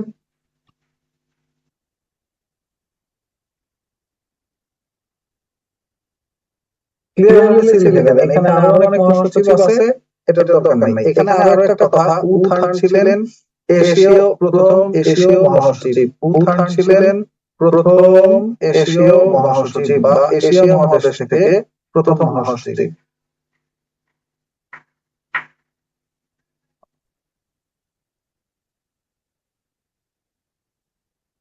লিখছেন প্রথম এশীয় মহাসচিব। এরপরে আসেন এই মহাসচিবদের মেয়াদ কত, স্টার দিয়ে লিখে রাখেন। মহাসচিবদের মেয়াদ 5 বছর। জাতিসংঘ মহাসচিবদের মেয়াদ কত?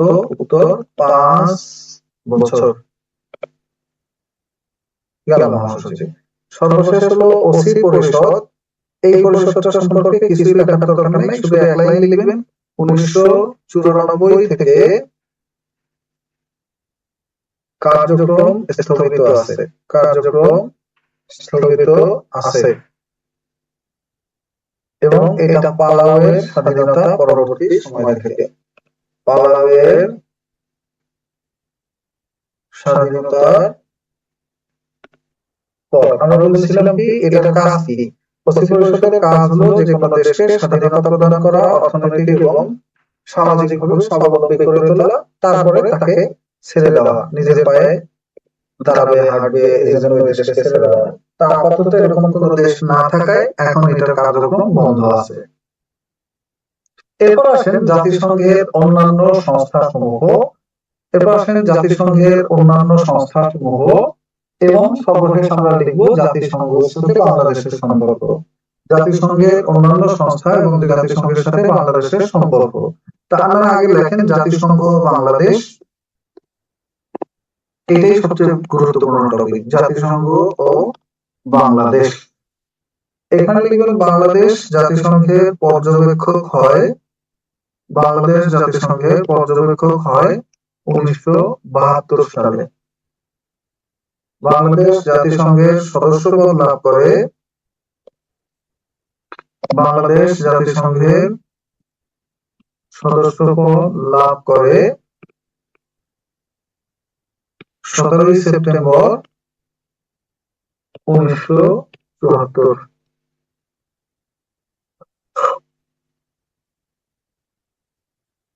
এবং এটা ছিল জাতিসংঘের 29তম সভার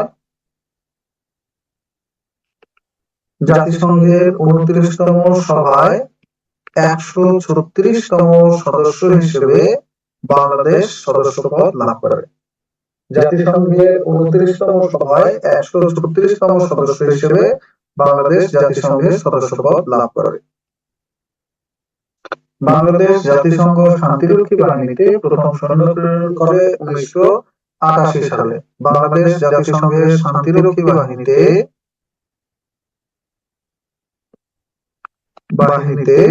প্রথম সৈন্য প্রেরণ করে 1988 সালে। স্যার অ্যান্টনি গুতেরেস তাহলে এখনো বর্তমান কেন? ওনার তো 5 বছর মেয়াদ শেষ। 5 বছর শেষ হলে আবার নতুন করে 5 বছর নিয়ে বসতে চেয়ারে। ছাড়বে না চেয়ার গুলো। পৃথিবীর যেখানেই যে চেয়ার পায় সে আর ছাড়ে না। খালি বসতে পারলেই হয়েছে। এই লক্ষ্য কমে যায় কেন? আপনাদের কি বোরিং লাগতেছে নাকি কোনো কাজ কাম আছে? আমি বুঝতেছি না। নাকি জাতিসংঘের মিটিং এ যাবেন? এজন্য রওনা দিচ্ছেন। কেউ লিখতেছেন স্যার টেকনিক দেন। টেকনিক পরে আগে একটু এগুলো লেখেন, তারপরে টেকনিক নিয়ে কথা বলবেন।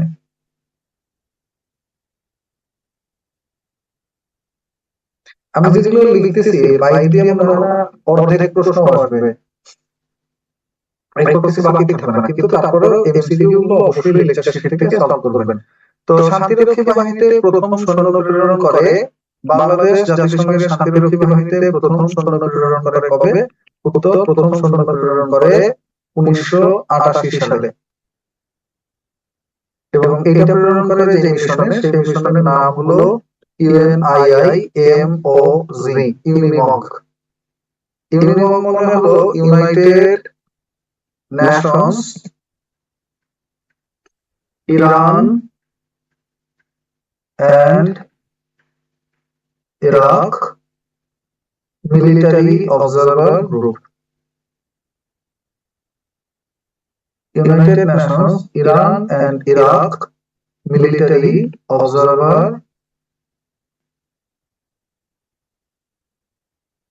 Group. United Nations Iran and Iraq Military Observer Group. Military Observer Group. এটা হলো ইরান এবং ইরাকের মধ্যে যে যুদ্ধ চলছিল, এই যুদ্ধে তদারকির কাজ দেওয়া হয়েছিল যেই বাহিনীকে, ওই বাহিনীতে বাংলাদেশ প্রথম অন্তর্ভুক্ত হয়। এবং এইখানে আরেকটা কথা লিখবেন, সেটা হলো প্রথম কোন জাতিসংঘ শান্তিরক্ষী বাহিনীতে প্রথম কোন মিশনে বাংলাদেশ পুলিশ যায়। শান্তি রক্ষা মিশনে পুলিশদের প্রথম প্রেরণ করা হয় 1979 সালে। 1989 শান্তি রক্ষা মিশনে পুলিশ প্রথম অংশগ্রহণ করে। ভাই এই দাগটা কেন দেন আপনারা? পুলিশ প্রথম অংশগ্রহণ করে 1989 সালে। আমি বকাঝকা দিব, মানে আপনার 8টা আমার লেকচার মানে হলো বাংলার 8টা গেছে, গণিতের 8টা গেছে, এরপর আপনার ইশার 8টা গেছে, তো 8টা গেলে 3 8 24টা ক্লাস চলতেছে। এখনো আপনি যদি ডিসপ্লেতে দাগ দেন বসে বসে, তাহলে আমি কি আপনাকে একটু বকাঝকা দেওয়ার অধিকার আছে না? বলেন তো, আছে নাকি নাই বলেন? এবং পুলিশ প্রথম যে মিশনে অংশগ্রহণ করে এটার নাম হলো UNTAG, UNTAG, United Nations truth assistance group. United Nations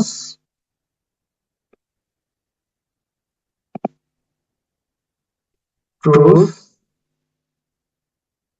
assistance group. United Nations truth assistance group. United Nations truth assistance group.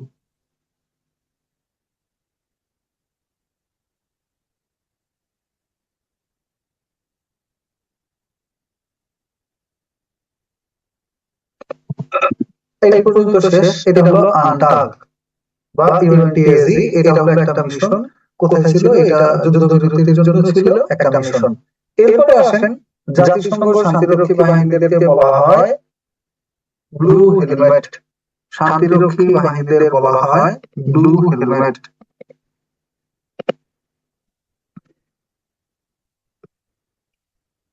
বলা হয় blue helmet. Clear? Blue helmet বা নীল শিরস্ত্রাণ বলা হয় এদেরকে। এরপর আসেন জাতিসংঘে বাংলাদেশ সম্পর্কে আর দুইটা লাইন লিখবেন। বাংলাদেশ জাতিসংঘ সাধারণ পরিষদে প্রথম সভাপতিত্ব করে কবে? উত্তর, প্রথম সভাপতিত্ব করে 1986 সালে। জাতিসংঘ সাধারণ পরিষদে প্রথম সভাপতিত্ব করেন 1986 সালে। এবং এই ব্যক্তির নাম ছিল হুমায়ুন রশিদ চৌধুরী। হুমায়ুন রশিদ চৌধুরী। আর বাংলাদেশ জাতিসংঘ নিরাপত্তা পরিষদের সদস্য পদ লাভ করে এ যাবৎকালে দুইবার। নিরাপত্তা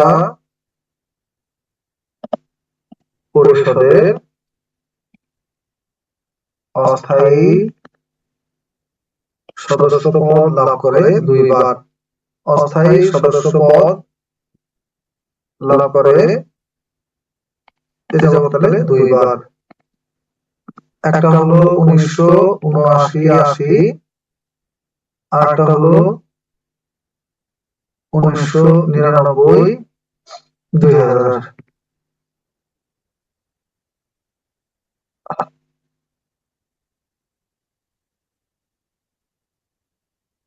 না, 99-2000 না, 2000-2001। 99 লাভ করে এবং পাওয়ার থাকে হলো 2000 থেকে 2001 সাল পর্যন্ত। এই 2 বছর এবং এই 2 বছর মোট দুইবার জাতিসংঘ নিরাপত্তা পরিষদের অস্থায়ী সদস্য পদ লাভ করেছিল বাংলাদেশ। এরপর আসেন জাতিসংঘের উন্নয়ন পরিকল্পনা। জাতিসংঘের উন্নয়ন পরিকল্পনা এ যাবৎকালে উন্নয়ন পরিকল্পনা গৃহীত হয়েছে দুইটি। একটা হলো এমডিজি, পূর্ণরূপ হলো millennium development goal. Millennium development goal বা সহস্রাব্দ উন্নয়ন লক্ষ্যমাত্রা বা সহস্রাব্দ উন্নয়ন লক্ষ্যমাত্রা। মেয়াদ হলো 2000 থেকে 2015 সাল পর্যন্ত। মেয়াদ হলো 2000 থেকে 2015 সাল পর্যন্ত এবং এর লক্ষ্যমাত্রা ছিল বা গোল ছিল 8টি। লক্ষ্যমাত্রা বা গোল ছিল 8টি। এটা সম্পর্কে আর কিছু না, সম্পর্কে এইটুকুই। এটাকে যে বাংলা ভাষণ মানে এটা বাংলা কি মিলেনিয়াম ডেভেলপমেন্ট গোলের বাংলা অর্থ দিয়ে বিশেষ পরীক্ষা আসছিল 44 অথবা 45 বিসিএস আসছিল। ওকে,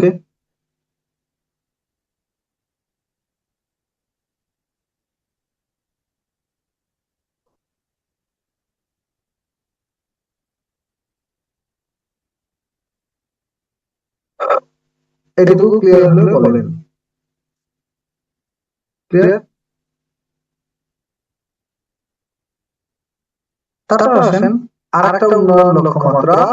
আরেকটা উন্নয়ন লক্ষ্যমাত্রা নাম হলো এমএসডিজি বা সাস্টেইনেবল ডেভেলপমেন্ট গোল বা sustainable development goal. Sustainable development goal মানে হলো টেকসই উন্নয়ন লক্ষ্যমাত্রা। টেকসই উন্নয়ন লক্ষ্যমাত্রা। এবং জাতিসংঘের টেকসই উন্নয়ন লক্ষ্যমাত্রা এটা গৃহীত হয় 2016 সাল থেকে 2030 সাল পর্যন্ত। এই মেয়াদে 15 বছর মেয়াদ এটারও। এবং এখানে লক্ষ্যমাত্রা আছে সুনির্দিষ্ট লক্ষ্যমাত্রা বা গোল আছে, সুনির্দিষ্ট লক্ষ্যমাত্রা বা গোল আছে 17টি। এইটার গোলগুলো গুরুত্বপূর্ণ। এটার গোলগুলো জানা লাগবে। আগেরটা গোল না জানলেও হবে এমডিজি, কারণ এটার মেয়াদ শেষ হয়ে গেছে। এমডিজির মেয়াদ শেষ হয়ে গেছে। স্যার এত তথ্য মাথায় রাখবেন কেন? এইসব হাবিজাবি না বলে লেখেন, নোটটা সুন্দরভাবে করেন। তারপরে কি হবে? তারপরে দেখবেন হলো এইটা যখন পড়া শুরু করছেন, 2টা ডিভিশন দিয়েছেন, ম্যাক্সিমাম পড়া মাথায় চলে আসছে। 80% এর উপরে মাথায় যদি না আসে আমাকে বললেন। এই খাতাটা জাস্ট 2বার পড়বেন, 2বার। তারপরে এখান থেকে যত এমসিকিউ লেকচার শিটে আছে ওইগুলো সলভ করার চেষ্টা করবেন, দেখবেন যে আপনি কতগুলো পারতেছেন এবং কতগুলো পারতেছেন না। তাহলে আপনি বুঝতে পারবেন যে আপনি পারেন কি পারেন না।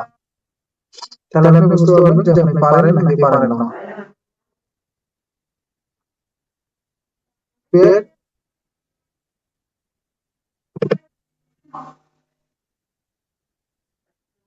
তারপরে আসেন নেক্সট এসডিজির পরে এসডিজির যে গোলগুলো আছে, এসডিজির গোল সমূহ কোন কোন গোল পড়বেন? 17টা গোল সব পড়ার দরকার নেই, আমি সংক্ষিপ্ত করে দিচ্ছি। এসডিজির মধ্যে গোল পড়বেন হলো এসডিজির আরেকটা কথা একটু লিখে রাখেন, গোল হলো 17টি এবং এসডিজির মধ্যে সহযোগী লক্ষ্য আছে 169টি আর সূচক আছে 47টি। সহযোগী লক্ষ্য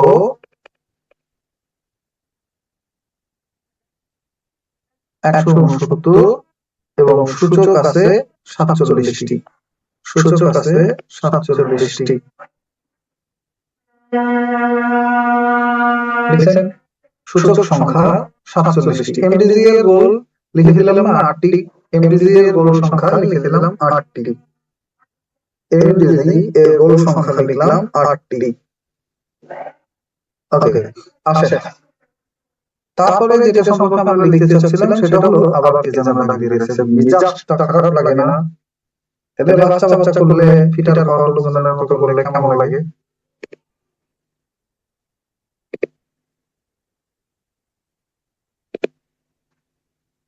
রোববার শেষে বাচ্চাদের মতো আচরণ করলে কেমন লাগে? এই যারা যাচ্ছেন তারা কোথায় যাচ্ছেন? আমরা ছিলাম 230 জন, এখন আমরা 204 জন। সূচক মানে যেটা দিয়ে মাপে, মিটার। আপনি কয় ফিট কয় ইঞ্চি লম্বা এটা যেরকম স্কেল দিয়ে মাপেন, ওরকম আপনার এই সূচক হলো মাপকাঠি। মাপকাঠি কেন ব্যবহার করা হয়? কারণ একটা দেশ যে সূচকগুলো আছে বা যে গোলগুলো আছে, এই গোলটা কতটুকু পূরণ করছে আর কতটুকু বাকি আছে এটা পরিমাপ করার জন্য এই সূচকগুলো ব্যবহার করা হয়। যাব না স্যার, আপনি যাবেন না সেটা তো বুঝলাম, যারা যাচ্ছে তারা কোথায় যাচ্ছে সেটা কমেন্ট করে যাচ্ছেন না। যারা খাইতে যায়, ঘুমাইতে যায়, নামাজ পড়তে যায়, ব্যস্ততা আছে, অন্য কাজ আছে, কিছুই বলে না। ওকে, নেক্সট আসেন এসডিজির গোল সমূহ। এসডিজির গোল সমূহের মধ্যে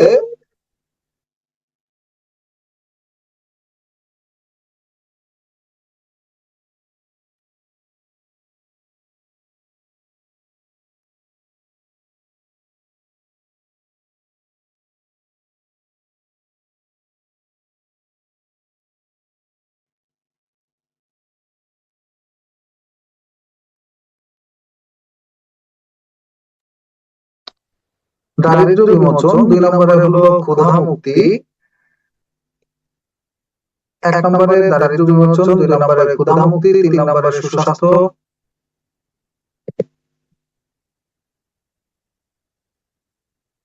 সুস্বাস্থ্য আর সবচেয়ে গুরুত্বপূর্ণ হলো 4, 5। 4 আছে 1 নম্বরে আপনার মানসম্মত শিক্ষা এবং 5 আছে লিঙ্গ সমতা। 4 আছে মানসম্মত শিক্ষা এবং 5 আছে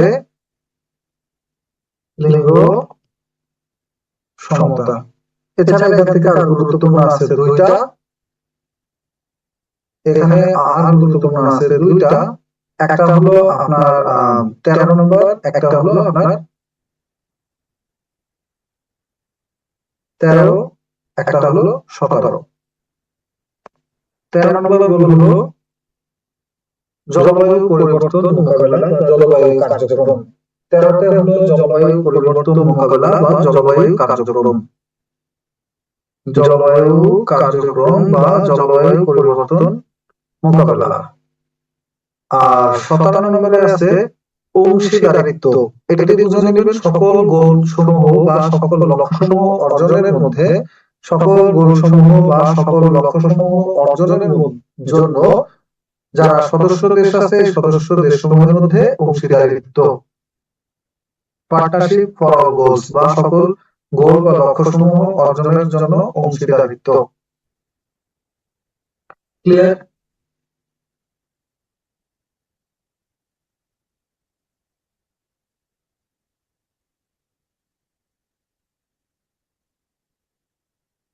এরপরে আসেন কয়টা সম্পর্কে বলি, খুব দ্রুত লিখবেন এখন।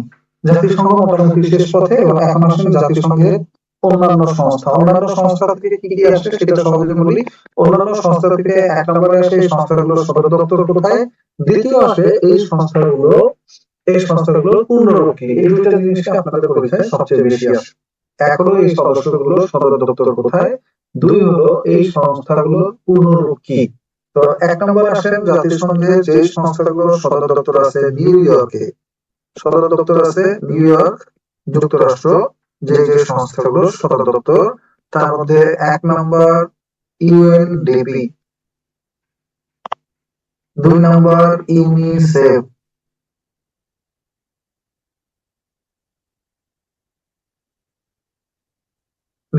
1 number UNDP, 2 number UNICEF, 3 number UNFP, 3 number ইউএনএফপি,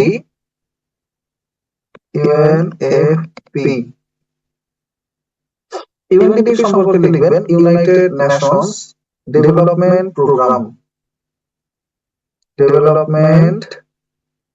programme,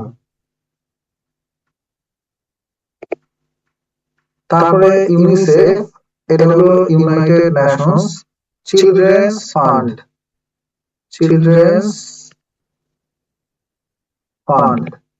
United Nations Children's fund.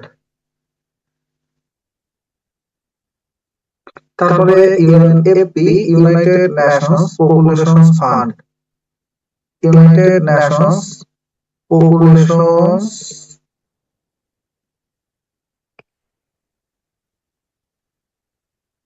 Fund বা United Nations Fund for Population, United Nations Population Fund বা ফান্ড ফর পপুলেশন।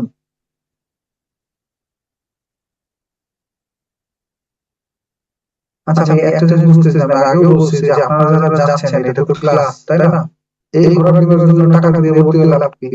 আপনি ক্লাসে ভর্তি হয়েছেন, আপনি সুস্থ করে চলে যাচ্ছেন, সুস্থ করে চলে আসতেছেন, তো এটাতে আপনার ভর্তি হয়ে লাভ কি?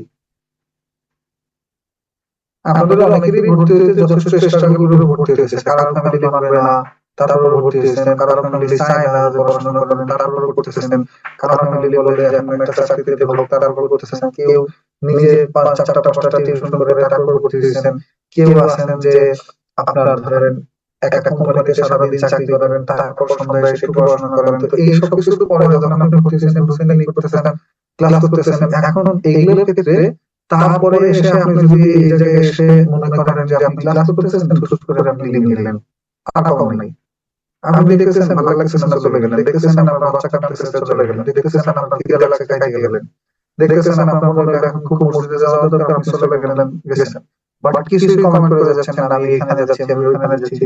That's the manner. কি হবে আপনি যদি আমাকে না বলে দেন আপনারা 200 জন চলে যান, আমার কিছু হবে না, আমার চাকরি আটকাবে না, বুঝছেন না? আমার ক্লাস তো হয়ে যাবে, কি হবে পরে আপনি রেকর্ড ক্লাস দিবেন, বিশ্বাস করেন পরে রেকর্ড ক্লাস দেখা এবং লাইভে থেকে আমার সাথে ডেমো করা দুইটা একেবারে আসমান জমিন ফারাক, দুইটা দুই নির্ভর জিনিস। তো এইখানে কে কোন জিনিস নিয়ে কাজ করে সেটা একটু লিখে রাখেন। ইউএনডিপি কাজ করে উন্নয়ন সংক্রান্ত কাজ, ইউনিসেফ কাজ করে শিশুদের উন্নয়ন সংক্রান্ত কাজ, আর ইউএনএফপি কাজ করে জনসংখ্যা সংক্রান্ত কাজ। এছাড়া এটা কবে প্রতিষ্ঠিত হয়, এর সদস্য সংখ্যা কত, এর কোথায়, এই সব ঘাটাঘাটি করার দরকার নেই। যদি কেউ পারেন লেকচার শিটে সব আছে দেখে দেখে পড়ে নিন, আমি শর্টকাটে যতটুকু সম্ভব সংক্ষেপ করে দিচ্ছি। তো ওই যে একজন একেবারে শুরুতেই লিখতে দিয়েছে স্যার আমার 8টা ক্লাস আছে রিটার্নের, এই জন্য আমি যাব, তো বাকি আর এই যে 230 জন থেকে এখন আমরা 202 জন, বাকি 28 জনের মধ্যে হয়তো বা 15-20 জন চলে গেছে, যাদের বিদ্যুৎ চলে গেছে, নেটওয়ার্কের সমস্যা হয়েছে, অথবা ফ্যামিলিতে খুব জরুরি আছে। অন্তত 5-10 জন মানুষ, অন্তত 5 জন এরকম মানুষ আছে যে কোনো কারণ ছাড়া চলে গেছে, তাই না? তো কারণ ছাড়া চলে গেলে আপনি যদি না বলে যান, এটাই একটা অভ্যাস হবে। পরবর্তীতে সব ক্লাসেই দেখবেন যে আপনি শেষ পর্যন্ত থাকতে পারছেন না, ভালো লাগতেছে না, বিরক্তি লাগতেছে, লিখতে ইচ্ছা করতেছে না, পড়তে ইচ্ছা করতেছে না, আর মনে মনে বলতেছেন যে খুব দ্রুত একটা চাকরি পেয়ে যাবো ইনশাআল্লাহ, কারণ এই জায়গায় ভর্তি হয়েছি, তাই না? যে এই জায়গায় ভর্তি হয়েছি, এখন আর চাকরি কে ঠেকায়? দেখেন আমি কিন্তু প্রশ্ন দিতেও পারবো না, কখনো দিতেও নাই। So আমাদের ভরসায় খুব বেশি অপেক্ষা করে না, বিপদে পড়বেন। নেক্সট আসেন, পরেরটার কথা বলি। আর সদর দপ্তর কথাটা গুরুত্বপূর্ণ, সেটা হলো সুইজারল্যান্ডের জেনেভায় সদর দপ্তর আছে। Geneva, Switzerland. এইখানে সদর দপ্তর আছে এমন সংস্থাগুলো কোনগুলো? জেনেভা, সুইজারল্যান্ডে সদর দপ্তর আছে এমন সংস্থাগুলো কোনগুলো?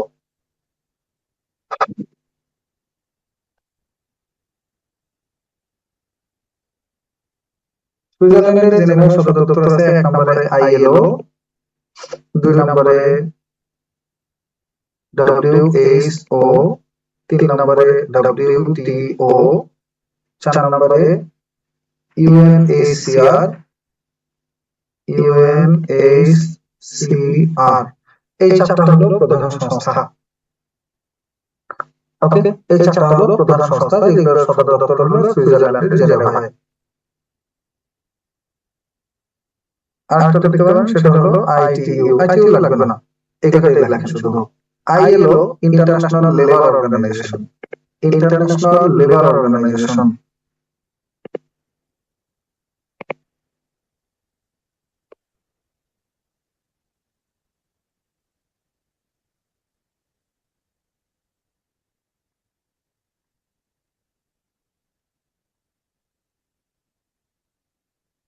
International Labour Organization. WHO মানে হলো World Health Organization, world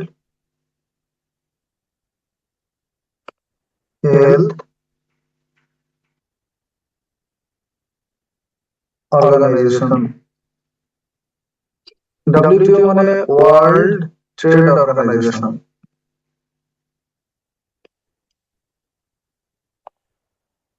world Trade Organization. আর UNHCR হলো United Nations, United Nations high commissioner for the Refugees, High Commissioner, জায়গায় ধরেন, United Nations high commissioner,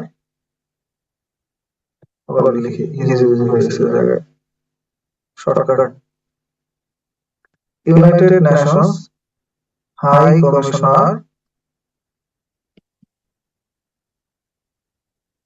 for the refugees, United Nations high commissioner for the refugees, বা জাতিসংঘের উদ্বাস্তু বিষয়ক সংস্থা, বা জাতিসংঘের উদ্বাস্তু বিষয়ক সংস্থা।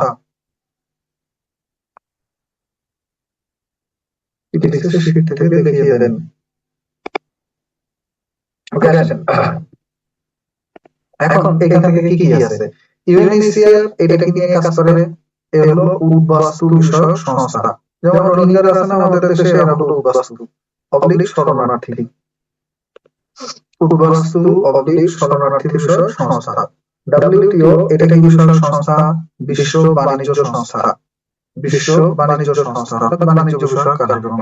WHO কি বিষয়ক সংস্থা? বিশ্ব স্বাস্থ্য সংস্থা। আর ILO ইন্টারন্যাশনাল লেবার অর্গানাইজেশন বা বিশ্ব শ্রম বিষয়ক সংস্থা, বিশ্ব শ্রম বিষয়ক সংস্থা। লিখছেন বিশ্ব শ্রম বিষয়ক সংস্থা।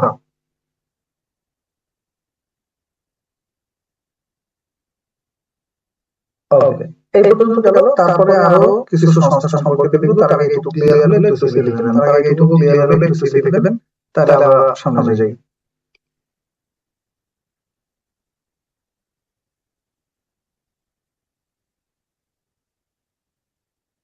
ওকে, তো নেক্সট আসেন জাতিসংঘের আর যে সংস্থাগুলো আছে তার নাম দাবা কে যেন রাখা শুনছেন যে যারটা খারাপ লাগে এমন লাগে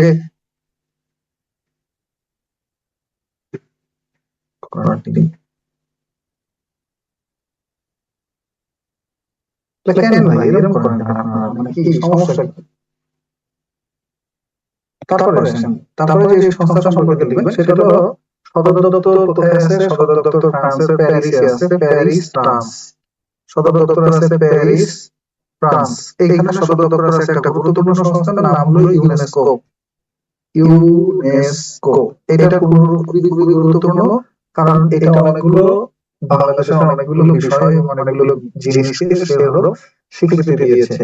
ইউনেস্কো হলো ইউনাইটেড নেশনস, পূর্ণরূপ লিখলাম না, সংক্ষেপে লিখলাম United Nations economic and educational, scientific and cultural organization. Educational, scientific and cultural organization. Scientific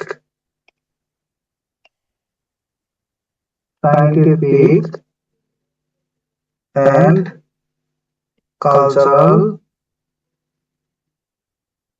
organization.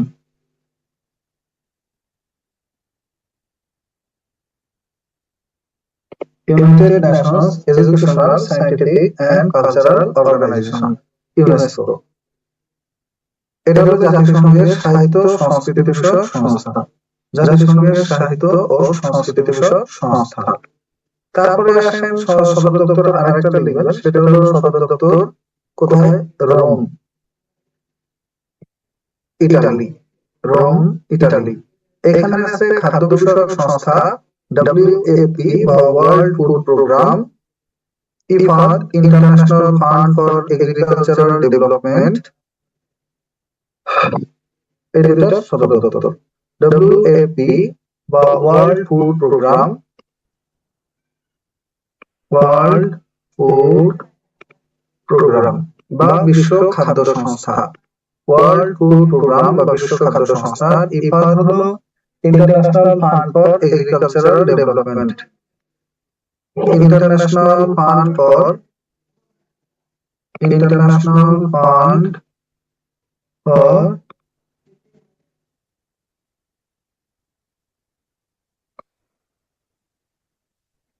agricultural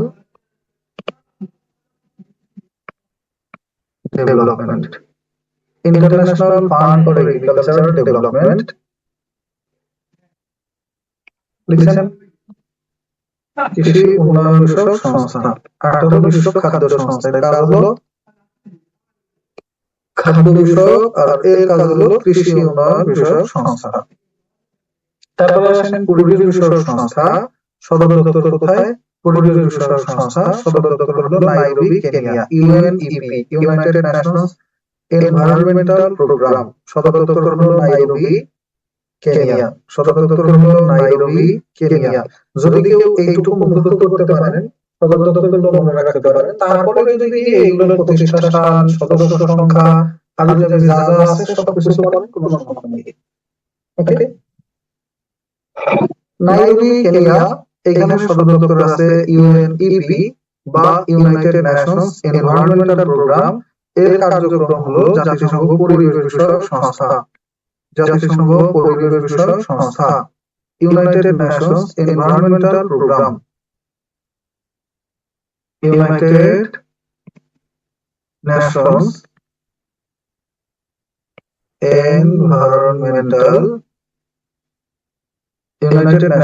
environmental programme. United Nations environmental programme বা জাতিসংঘ পরিবেশ বিষয়ক সংস্থা বা জাতিসংঘ পরিবেশ বিষয়ক সংস্থা। ঠিক আছে? আর দুইটা সংস্থার নাম লিখবেন। তার মধ্যে একটা সংস্থা হলো অস্ট্রিয়ার ভিয়েনায় একটা সংস্থা সদর দপ্তর আছে, যেটা পরমাণু বিষয়ক সংস্থা বা আণবিক শক্তি বিষয়ক সংস্থা। IAEA international atomic energy agency. সদর দপ্তর কোথায়? Vienna, Austria. সদর দপ্তর কোথায়? Vienna, Austria. নাম কি? IAEA, ইন্টারন্যাশনাল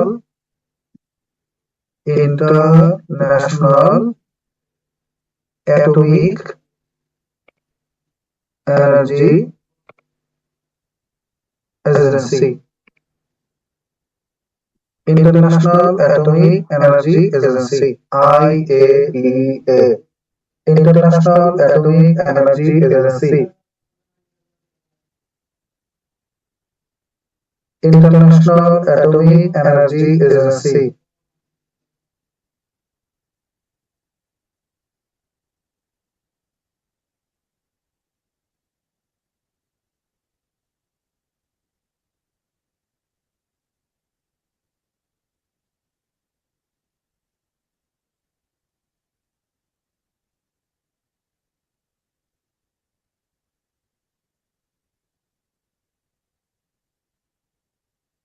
লিখেন, এটুকু শেষ। IAEA কি? আণবিক শক্তি বিষয়ক সংস্থা, আন্তর্জাতিক আণবিক শক্তি সংস্থা বা পরমাণু শক্তি সংস্থা। এরা হলো দেশে দেশে দেখে যে কোন দেশ আমার গোপনে পরমাণু বোমা বানায় কিনা, বুঝছেন না? পরমাণু বোমা তো হবে এমন জিনিস যারা বানাই ফেলছে ওরা ফেলছে, যারা পারে নাই ওরা বানাইতে পারবে না, ওদের জন্য সব নিষেধাজ্ঞা। কিন্তু যার কাছে আছে সে বাদ দিবে না, বুঝছেন না ব্যাপারটা? তারপর আসেন জাতিসংঘ নারী, এটুকু ক্লিয়ার হলে একটু সি লিখে দেন, তাহলে আমরা সামনে যাবো। জাতিসংঘ ও নারী, ও জাতিসংঘ ও নারী,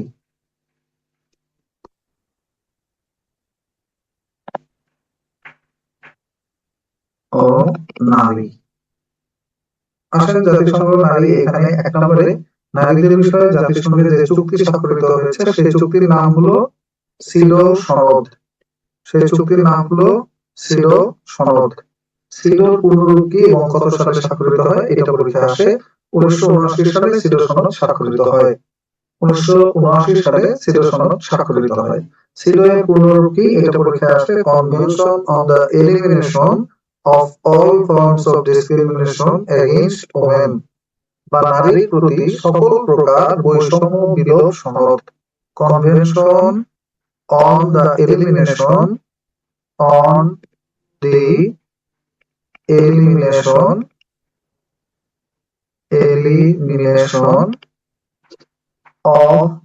all forms of discrimination, all forms of discrimination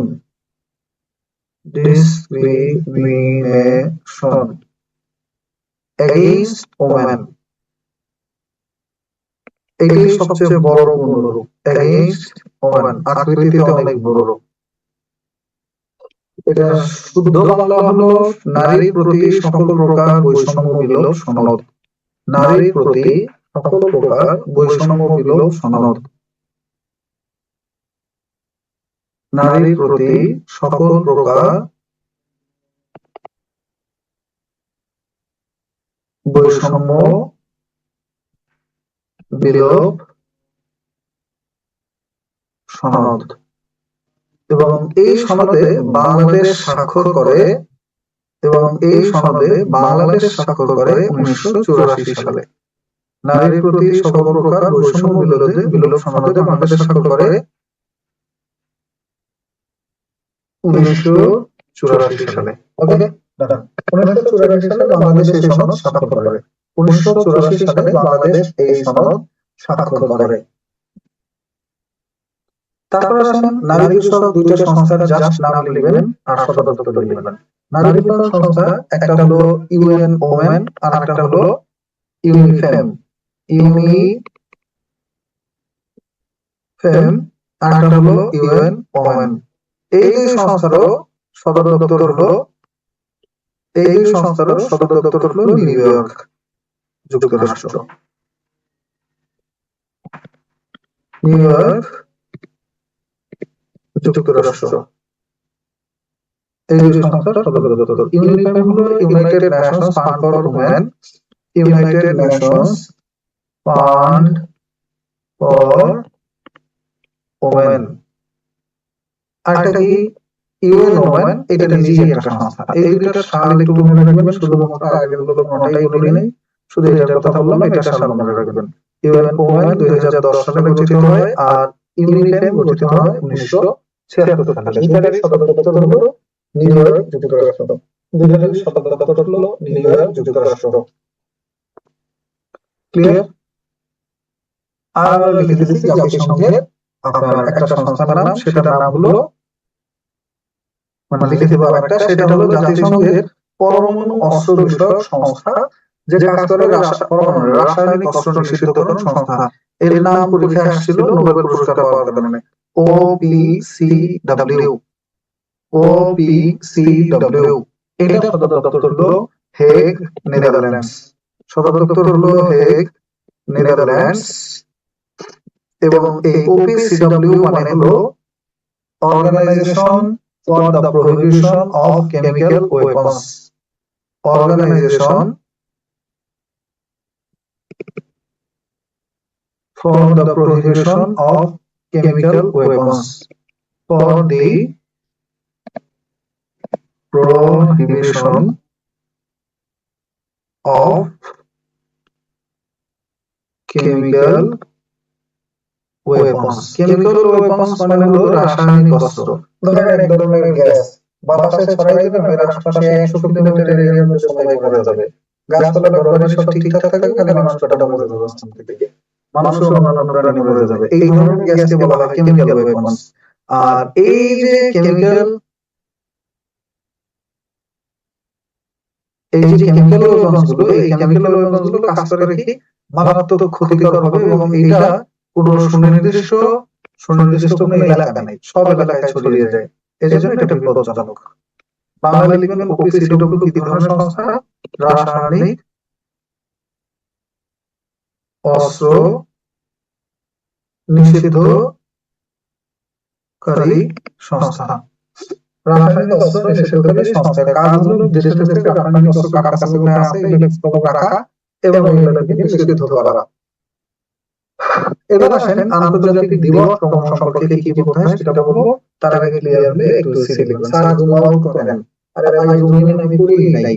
zoom in আপনারা করছেন, আপনার ডিসপ্লেতে দুইবার দাগ দেন, মানে দুইবার ক্লিক করেন, তাহলে জুম আউট হয়ে যাবে। জুম ইন আমি করিই নাই কখনো।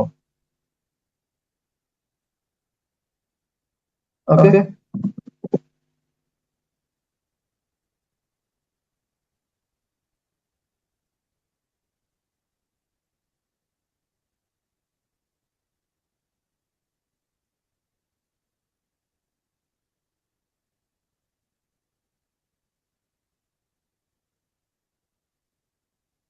গেল, শেষ OPCW। এখন আসেন বিশ্বের গুরুত্বপূর্ণ দিবস সমূহ।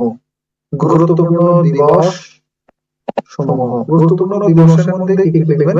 1 নম্বর লিখবেন 2রা জানুয়ারি, লাগবে না আপনার, লিখবেন হলো 8ই মার্চ। 8ই মার্চ এদিন হলো বিশ্ব নারী দিবস। এগুলো কিন্তু আন্তর্জাতিক দিবস, সব আন্তর্জাতিক নারী দিবস। তারপর হলো 2রা এপ্রিল। 2রা এপ্রিল এদিন হলো অটিজম দিবস।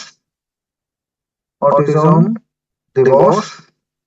এরপর লিখবেন হলো 7 এপ্রিল বিশ্ব স্বাস্থ্য দিবস। 7 এপ্রিল এগুলো সব বিশ্ব দিবস সমূহ বা আন্তর্জাতিক দিবস সমূহ। আন্তর্জাতিক দিবস সমূহ। আন্তর্জাতিক স্বাস্থ্য দিবস। 5 জুন বিশ্ব পরিবেশ দিবস। 5 জুন বিশ্ব পরিবেশ দিবস। এছাড়া যে দিবসগুলো পরীক্ষায় আসছে সেই দিবসগুলোর মধ্যে আছে পরিবেশ দিবস ছাড়া আন্তর্জাতিক স্বাস্থ্য দিবস, 8 মে রেড ক্রস দিবস, ও জুন আগে লিখে ফেলছি না, 8 মে রেড ক্রস দিবস, রেড ক্রস দিবস। আর 5 জুন হলো পরিবেশ দিবস, বুঝছেন? আর 22 মার্চ বিশ্ব ধরিত্রী দিবস। 22 মার্চ বিশ্ব ধরিত্রী দিবস। এরপর 22 মার্চের পরে আরেকটা গুরুত্বপূর্ণ তারিখ আছে আপনার 10 ডিসেম্বর আন্তর্জাতিক মানবাধিকার দিবস। আন্তর্জাতিক মানবাধিকার দিবস। মানবাধিকার দিবস। এছাড়া আছে 11ই জুলাই বিশ্ব জনসংখ্যা দিবস। 11ই জুলাই বিশ্ব জনসংখ্যা দিবস। এছাড়া আছে 8 সেপ্টেম্বর বিশ্ব সাক্ষরতা দিবস। 8 সেপ্টেম্বর বিশ্ব সাক্ষরতা দিবস। একটু সিকোয়েন্সিয়ালি পরে সাজায় নিয়েন। আমি শুধু বলে দিচ্ছি যে দিবসগুলো সম্পর্কে পড়বেন, সেই দিবসগুলো বাকি পরে আপনারা একটু সাজায় নিন। আর একটা দিবস আছে, সেটা হলো জাতিসংঘ দিবস, 24 অক্টোবর। 24 অক্টোবর জাতিসংঘ দিবস। ক্লিয়ার?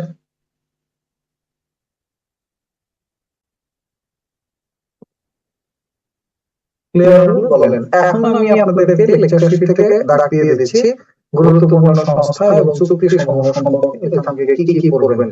লেকচার শীটের পিডিএফ যাদের কাছে আছে ওনারা তো দাগ দিতে পারবেন না, ওনারা জাস্ট খাতায় লিখে রাখেন। আর যাদের কাছে বই আছে বা লেকচার শীটটাই ডিরেক্ট আছে, তারা লেকচার শীটটা খুলবেন।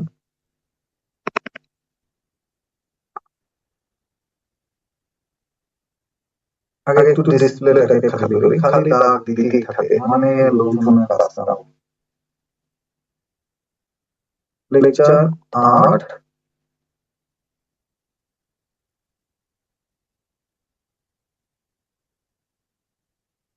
নতুন আপডেট এক দিছি, এখন তো কিছুই চিনি না, বুঝছেন?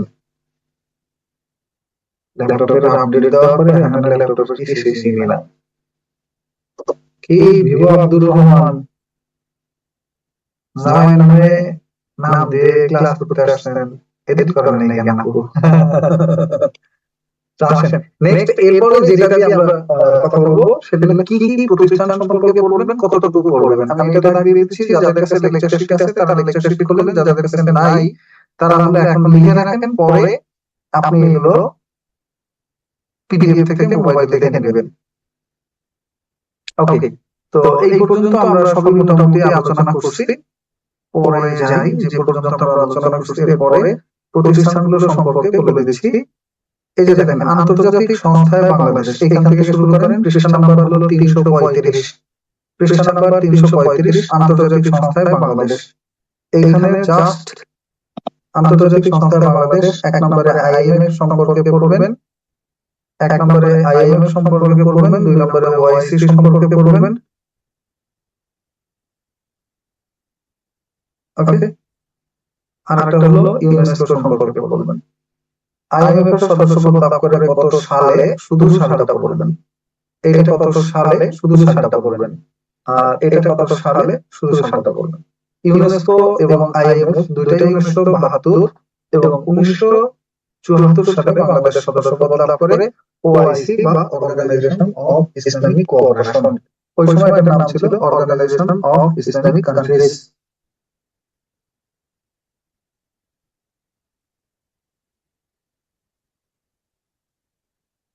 ক্লিয়ার?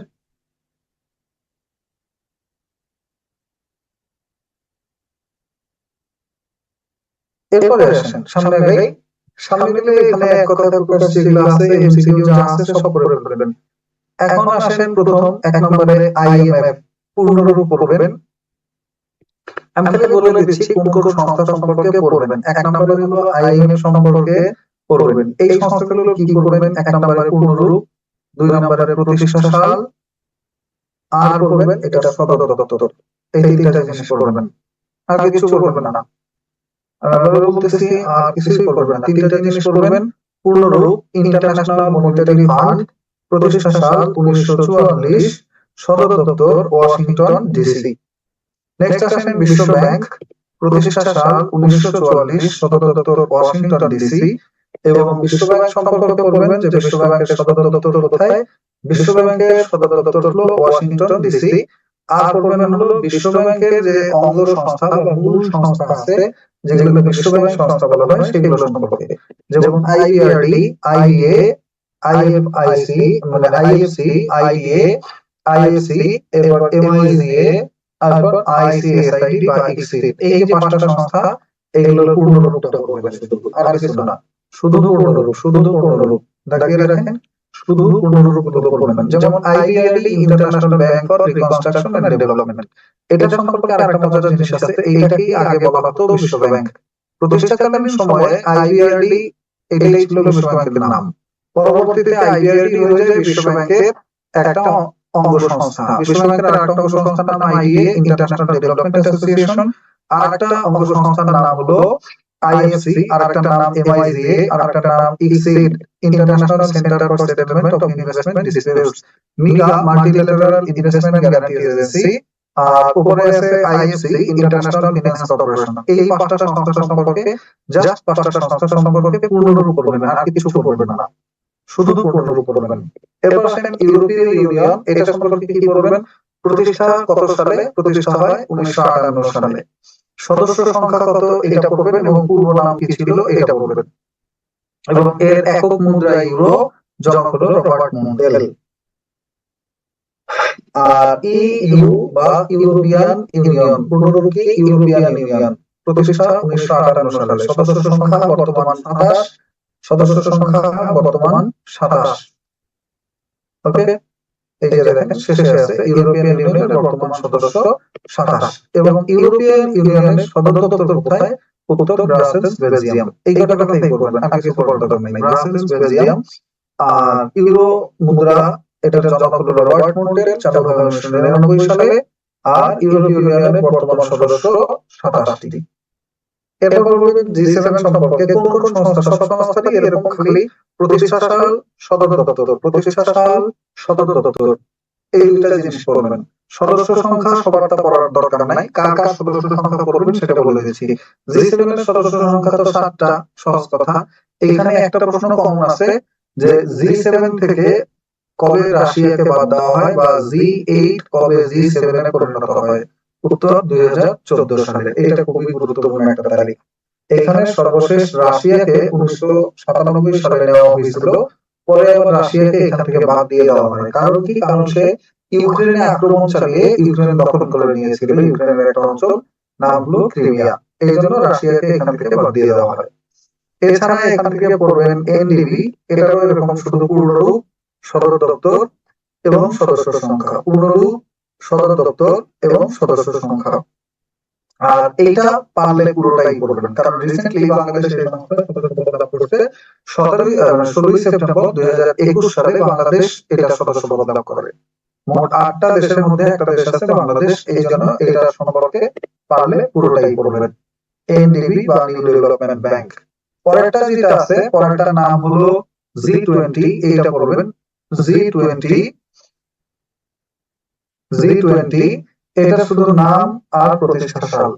G20 নাম আর প্রতিষ্ঠা সাল এবং সর্বশেষ সদস্য, কারণ এরা রিসেন্টলি একটা সদস্য নিছে গত বছর, এই জন্য এটা গুরুত্বপূর্ণ। যাদের সদস্য সংখ্যা পরিবর্তন হয়েছে শুধু এদের সদস্য পড়বেন, আর যাদের সদস্য কম আছে 3টা 4টা 5টা 7টা, এই ধরনের সংস্থার সদস্য সংখ্যা পড়বেন। এছাড়া বাকি সব সংস্থার সদর দপ্তর লাগবে না। তারপরে আছে ব্রিক্স, এরও সদস্য সংখ্যা পড়বেন, কারণ ব্রিক্স এর সদস্য সংখ্যা বৃদ্ধি করতে। আগে ছিল ব্রিক্স এর সদস্য সংখ্যা 5টা, Brazil, Russia, India, China, south Africa. এখন রিসেন্টলি তারা আরো 5টা দেশকে নিয়েছে। এর মধ্যে আছে একেবারে সংযুক্ত আরব আমিরাত, সৌদি আরব, এরপরে আছে ইরান, মিশর, ইথিওপিয়া। ওকে, এবং এরা আর্জেন্টিনাকে সদস্যপদের জন্য আমন্ত্রণ জানায়, কিন্তু আর্জেন্টিনা সদস্যপদ ত্যাগ করে। বাংলাদেশ চাইছিল সদস্য হওয়ার জন্য, বাংলাদেশকে নেয় নাই। ওকে, এরপরে দেখেন এখানে কিছু প্রতিষ্ঠান আছে যাদের সদর দপ্তর নাই, যেমন ব্রিক্স এর কিন্তু কোনো সদর দপ্তর নাই। সদর দপ্তর নাই কার? 1 নম্বরে ব্রিক্স এর কোনো সদর দপ্তর নেই। এরপরে G77 এর কোনো সদর দপ্তর নেই। ব্রিক্স এর সদর দপ্তর নেই, G77 এর কোনো সদর দপ্তর নেই। এরপরে এখান থেকে পড়বেন D8 সম্পর্কে, জাস্ট D8 এর সদর দপ্তর কোথায়, D8 এর সদর দপ্তর কোথায় এবং D8 প্রতিষ্ঠিত হয় কত সালে, সদর দপ্তর কোথায়, প্রতিষ্ঠিত হয় কত সালে, লিখেছেন। এরপর এই বেনেলাক্স না পড়লেও চলবে, অ্যাপেক না পড়লেও চলবে, এডিবি করবেন এশিয়ান ডেভেলপমেন্ট ব্যাংক, সদর দপ্তর কোথায় এবং প্রতিষ্ঠা সাল কত, আর কিছু লাগবে না, সংখ্যা টংখ্যা সদস্য সংখ্যা এগুলো দরকার নেই। আইডিবি এটাও করবেন পূর্ণরূপ কি, সদর দপ্তর কোথায়, প্রতিষ্ঠা সাল কত। ওপেক পূর্ণরূপ কি, সদর দপ্তর কোথায়, প্রতিষ্ঠা সাল কত। এইভাবে যা আছে এইগুলো শুধু একটু দেখবেন এখানে, পূর্ণরূপ, প্রতিষ্ঠা সাল এবং সদর দপ্তর সবগুলো সংস্থা সেটা আছে, সবকটা সংস্থা পূর্ণরূপ এবং সদর দপ্তরটুকুই শুরু করবেন, এছাড়া আর কিছু এখান থেকে পড়তে হবে না। এবার আসেন আর কি কি সংস্থার কথা বলবেন। তার মধ্যে আর সংস্থা আছে আঞ্চলিক সংস্থার মধ্যে সার্ক, তার মধ্যে আর সংস্থা আছে আঞ্চলিক সংস্থার মধ্যে সার্ক। সার্ক সম্পর্কে যে এক দুনিয়ার পড়ালেখা এগুলো একটাও দরকার নাই, শুধু পড়বেন প্রতিষ্ঠা সাল, সদর দপ্তর, সদস্য সংখ্যা, প্রতিষ্ঠা সাল, সদর দপ্তর, সদস্য সংখ্যা। আর যারা পারেন পুরোটা রিডিং করেন, কিন্তু দুনিয়াদারি সব পড়ার দরকার নেই। আর সার্কের বর্তমান মহাসচিব বা সর্বশেষ মহাসচিব। এরপরে সার্কের পরে যেটা সম্পর্কে পড়বেন সেটা হলো আসিয়ান এবং বিমস্টেক। আসিয়ান এবং বিমস্টেক এগুলো প্রত্যেকটারই আসিয়ান বিমস্টেকের সদর দপ্তর এবং প্রতিষ্ঠা সাল। যেমন আসিয়ান প্রতিষ্ঠিত হয় কবে? আসিয়ান প্রতিষ্ঠিত হয় 1967 সালে। সদস্য সংখ্যা বর্তমানে 11, এর সদস্য সংখ্যা পড়বেন, কারণ পূর্ববর্তীকে রিসেন্টলি সদস্য পদ দেওয়া হয়, এই জন্য এটার একটা সদস্য বাড়ছে আসিয়ানের। আসিয়ানের পরে পড়বেন ওআইসি সম্পর্কে, প্রতিষ্ঠা সাল, সদর দপ্তর, প্রতিষ্ঠা সাল, সদর দপ্তর এবং সদস্য সংখ্যা। জোট নিরপেক্ষ আন্দোলন ন্যাম, প্রতিষ্ঠা সাল, সদর দপ্তর, এবং এই ন্যামেরও সদর দপ্তর কিন্তু নেই, ন্যামেরও সদর দপ্তর নেই, প্রতিষ্ঠা সাল, সদর দপ্তর এইটুকুই শুরু করবেন। জিসিসি, গালফ কোঅপারেশন কাউন্সিল, সদস্য সংখ্যা হলো কয়টা এবং সদর দপ্তর কোথায় আর প্রতিষ্ঠা হয় কত সালে, প্রত্যেকটারই সেম জিনিস। বিমস্টেক, এটা বিমস্টেক এবং সিডাপ এই নামে দুইটা প্রতিষ্ঠান আছে। বিমস্টেক আর সিডাপ এর পড়বেন যে এর সদর দপ্তর কোথায়, এছাড়া কিছু না পড়লেও চলবে, কারণ কি দুইটা সংস্থা বিমস্টেক আর সিডাপ দুইটারই সদর দপ্তর ঢাকায়, এবং যতবার পরীক্ষায় প্রশ্ন আসছে ততবার এটাই আসছে যে এর সদর দপ্তর কোথায়। ঢাকায় সদর দপ্তর হয় বিমস্টেক এবং সিডাপ নিয়ে যতবারই প্রশ্ন আসছে প্রশ্ন একটাই আসছে যে এর সদর দপ্তর কোথায় অবস্থিত, উত্তর এদের সদর দপ্তর হলো ঢাকায় অবস্থিত, এদের সদর দপ্তর হলো ঢাকায় অবস্থিত। লিখছেন? এরপর আসেন চুক্তি বা কনভেনশন যেগুলো আছে, পরিবেশ বিষয়ক সংস্থা এবং চুক্তি। তো পরিবেশ বিষয়ক সংস্থার মধ্যে গুরুত্বপূর্ণ হলো এক নম্বরে রোমান আপু বলেন, পরিবেশ বিষয়ক সংস্থার মধ্যে এক নম্বর গুরুত্বপূর্ণ হলো ইউএনইপি, আইপিসিসি আর ডব্লিউডব্লিউএফ, এই তিনটা। আসসালামু আলাইকুম স্যার। ওয়ালাইকুম আসসালাম, বলেন। আমার কথা শোনা যাচ্ছে? বলেন। একটা বিষয় মিস করছি তো, এটা বুঝতে পারছি কিনা। এই যে এখানে প্রথম দিকে নোটে স্যার এখানে লিখছেন জাতিসংঘের স্থায়ী পর্যবেক্ষক হলো 2টি। আবার ভ্যাটিকান একটি স্থায়ী সদস্য একটি আর অস্থায়ী সদস্য দুইটি। পর্যবেক্ষক তারপর সদস্য এগুলো আলাদা। সদস্য এক জিনিস, পর্যবেক্ষক আরেক জিনিস। সদস্য এক জিনিস, পর্যবেক্ষক আরেক জিনিস। পর্যবেক্ষক হলো সদস্য পদ দেওয়ার আগের অবস্থান। ইউএনইপি, আইপিসিসি আর পড়বেন হলো WWF, world wild life fund for nature, world wide fund for nature, এই কয়টা। আর ইউএনএফসিসি এটা এবং আইইউসিএন এটা তো প্রায় সবই পড়া লাগে, এই দুইটা শুধু বাদ যাবে, বাকি সব কয়টাই পড়বেন। ইউএনএফসিসি এটার মানে কি? এর মানে হলো পূর্ণরূপ এটা, এবং এই সংস্থা এটাই মূলত আয়োজন করে কপ সম্মেলন। কপ মানে কি? কপ মানে কনফারেন্স অফ দ্য পার্টিস। কপ মানে কি? Conference of the parties. এরা বিশ্ব জলবায়ু বিষয়ক এই সম্মেলন আয়োজন করে। আইইউসিএন শুধু এটা পূর্ণরূপ করবে International Union for the Conservation of nature.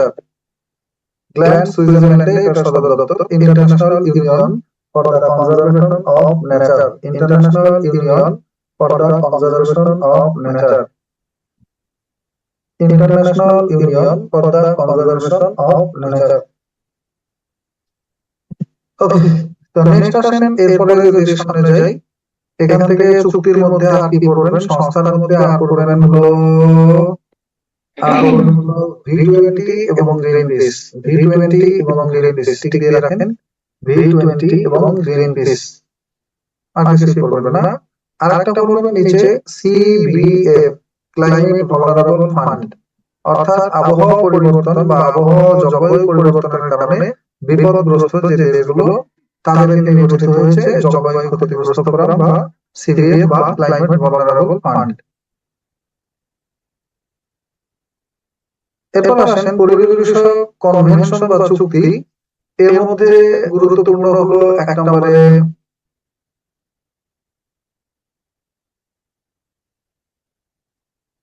পরিবেশ বিষয়ক কনভেনশন বা চুক্তির মধ্যে কপ সম্মেলন, ধরিত্রী সম্মেলন, কপ সম্মেলন, ধরিত্রী সম্মেলন। কপ মানে হলো কনফারেন্স অফ দ্য পার্টিস, এটা হলো জাতিসংঘের বার্ষিক জলবায়ু বিষয়ক সম্মেলন। ধরিত্রী সম্মেলন, ধরিত্রী সম্মেলন হলো পৃথিবীর বিভিন্ন গুরুত্বপূর্ণ বিষয় নিয়ে যে সম্মেলনগুলো হয় এটা। আর 3টা প্রোটোকল পড়বেন, মন্ট্রিল প্রোটোকল, কানাডা প্রোটোকল, মানে কিয়োটো প্রোটোকল এবং কার্টাগেনা প্রোটোকল। এই 3টা পড়বেন, মন্ট্রিল, কিয়োটো এবং কার্টাগেনা প্রোটোকল। মন্ট্রিল প্রোটোকল, কার্টাগেনা প্রোটোকল এবং কিয়োটো প্রোটোকল। বলেন সাব্বির হোসেন। মন্ট্রিল প্রোটোকল কি? এটা পরিবেশ বিষয়ক একটা চুক্তি। এই চুক্তিটা স্বাক্ষরিত হয় কোথায় এবং কত সালে? শুধু প্রত্যেকটারই শুধু বলবেন সাল, কোথায় বসে চুক্তিটা হয় এবং এটা কি বিষয়। ওয়ালাইকুম আসসালাম, বলেন। আমি এক ছোট আবেদন নিয়ে বলছিলাম স্যার। বলেন। হচ্ছে আপাতত টাকা নেই স্যার, আমি ওই যে ইয়ারটা নিতে যাচ্ছিলাম, লেকচার শিট গুলো স্যার, 1000 টাকা আমার ডিউ আছে স্যার, কিন্তু ওনারা দিতে চাচ্ছে না কোনোভাবে। স্যার যদি একটু কাইন্ডলি বলতেন আমি এই টাকাটা দিতাম স্যার আপাতত। এইটা তো আসলে অনেকভাবে কথা বললে আপনি করতে পারবেন না। আর এইটা তো মূলত আমাদেরই না। বুঝতে পেরেছি স্যার, তারপরে একটু বুঝতে পারছেন যে একটা এক জায়গায় পরিশ্রম করে আছি, খুব কষ্টের মধ্যে আছি, তারপরে স্যার একটু আমাদের সাথে কথা বললে আমরাই কি করবে। একটু আমার বিষয়ে জাস্ট একবার বলবেন স্যার, আমি পরে ফোন দিয়ে কথা বলবো স্যার।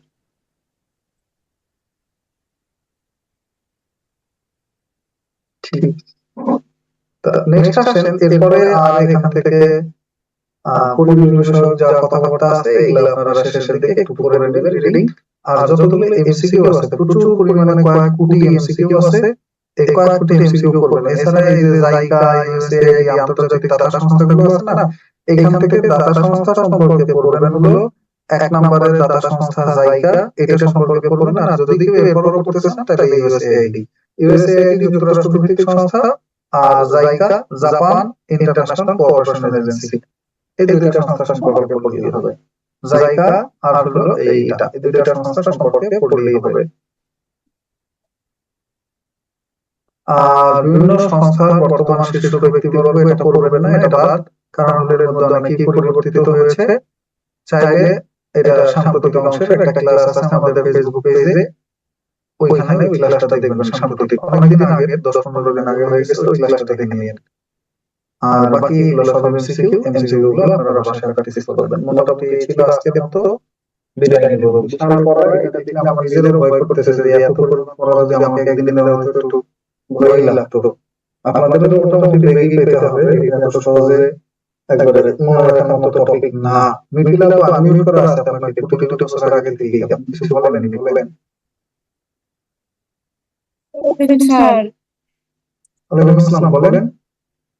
স্যার এখানে যে আপনি জাতিসংঘের জাতিসংঘের ভূমি সংস্থা 6টি বলছেন না, তখন আমার নেট ছিল না, বন্ধ হয়ে গেছিল। রেকর্ড দেখতে হবে, আমরা একেবারে শেষ পর্যায়ে তো ওইখানে একটু রেকর্ড দেখে নিন। অলরেডি টাইম ক্রস হয়ে গেছে, এই জন্য আবার ক্লাস হয় তো এটার জন্য। ঠিক আছে, ভালো থাকেন। তাহলে জি সবাই বলেন। স্যার ভালো আছেন, থ্যাংক ইউ, ক্লাস ভালো হয়েছে স্যার। এই যে ইয়াগুলো দিলেন স্যার, সংস্থাগুলো কি পড়তে হবে আসলে? মূলত এই সংস্থাগুলো কবে প্রতিষ্ঠিত হয়, সদর দপ্তর কোথায় এবং সদর সংস্থাগুলোর পূর্ণরূপ, এই 3টা জিনিস সবচেয়ে গুরুত্বপূর্ণ। বাকি তথ্যগুলো জাস্ট আপনি একটা গ্লান্স রিডিং করে রাখবেন, আর কিছুই না। আর এমসিকিউ পড়তে পড়তে বাকিগুলো এমনিতেই সলভ হয়ে যাবে। মূলত পরীক্ষায় আসে সদর দপ্তর, প্রতিষ্ঠা সাল এবং পূর্ণরূপ, এই 3টা জিনিস। Thank you sir. ঠিক আছে, তাহলে ভালো থাকেন। আজকের মতো এই যে আরেকজন আছে রোমান আপু বলেন রেস করতে। আচ্ছা ঠিক আছে, তাহলে আজকের মতো বিদায় নিচ্ছি। ভালো থাকেন সবাই, দেখা হবে আবারও। সেই পর্যন্ত অনেক অনেক শুভকামনা।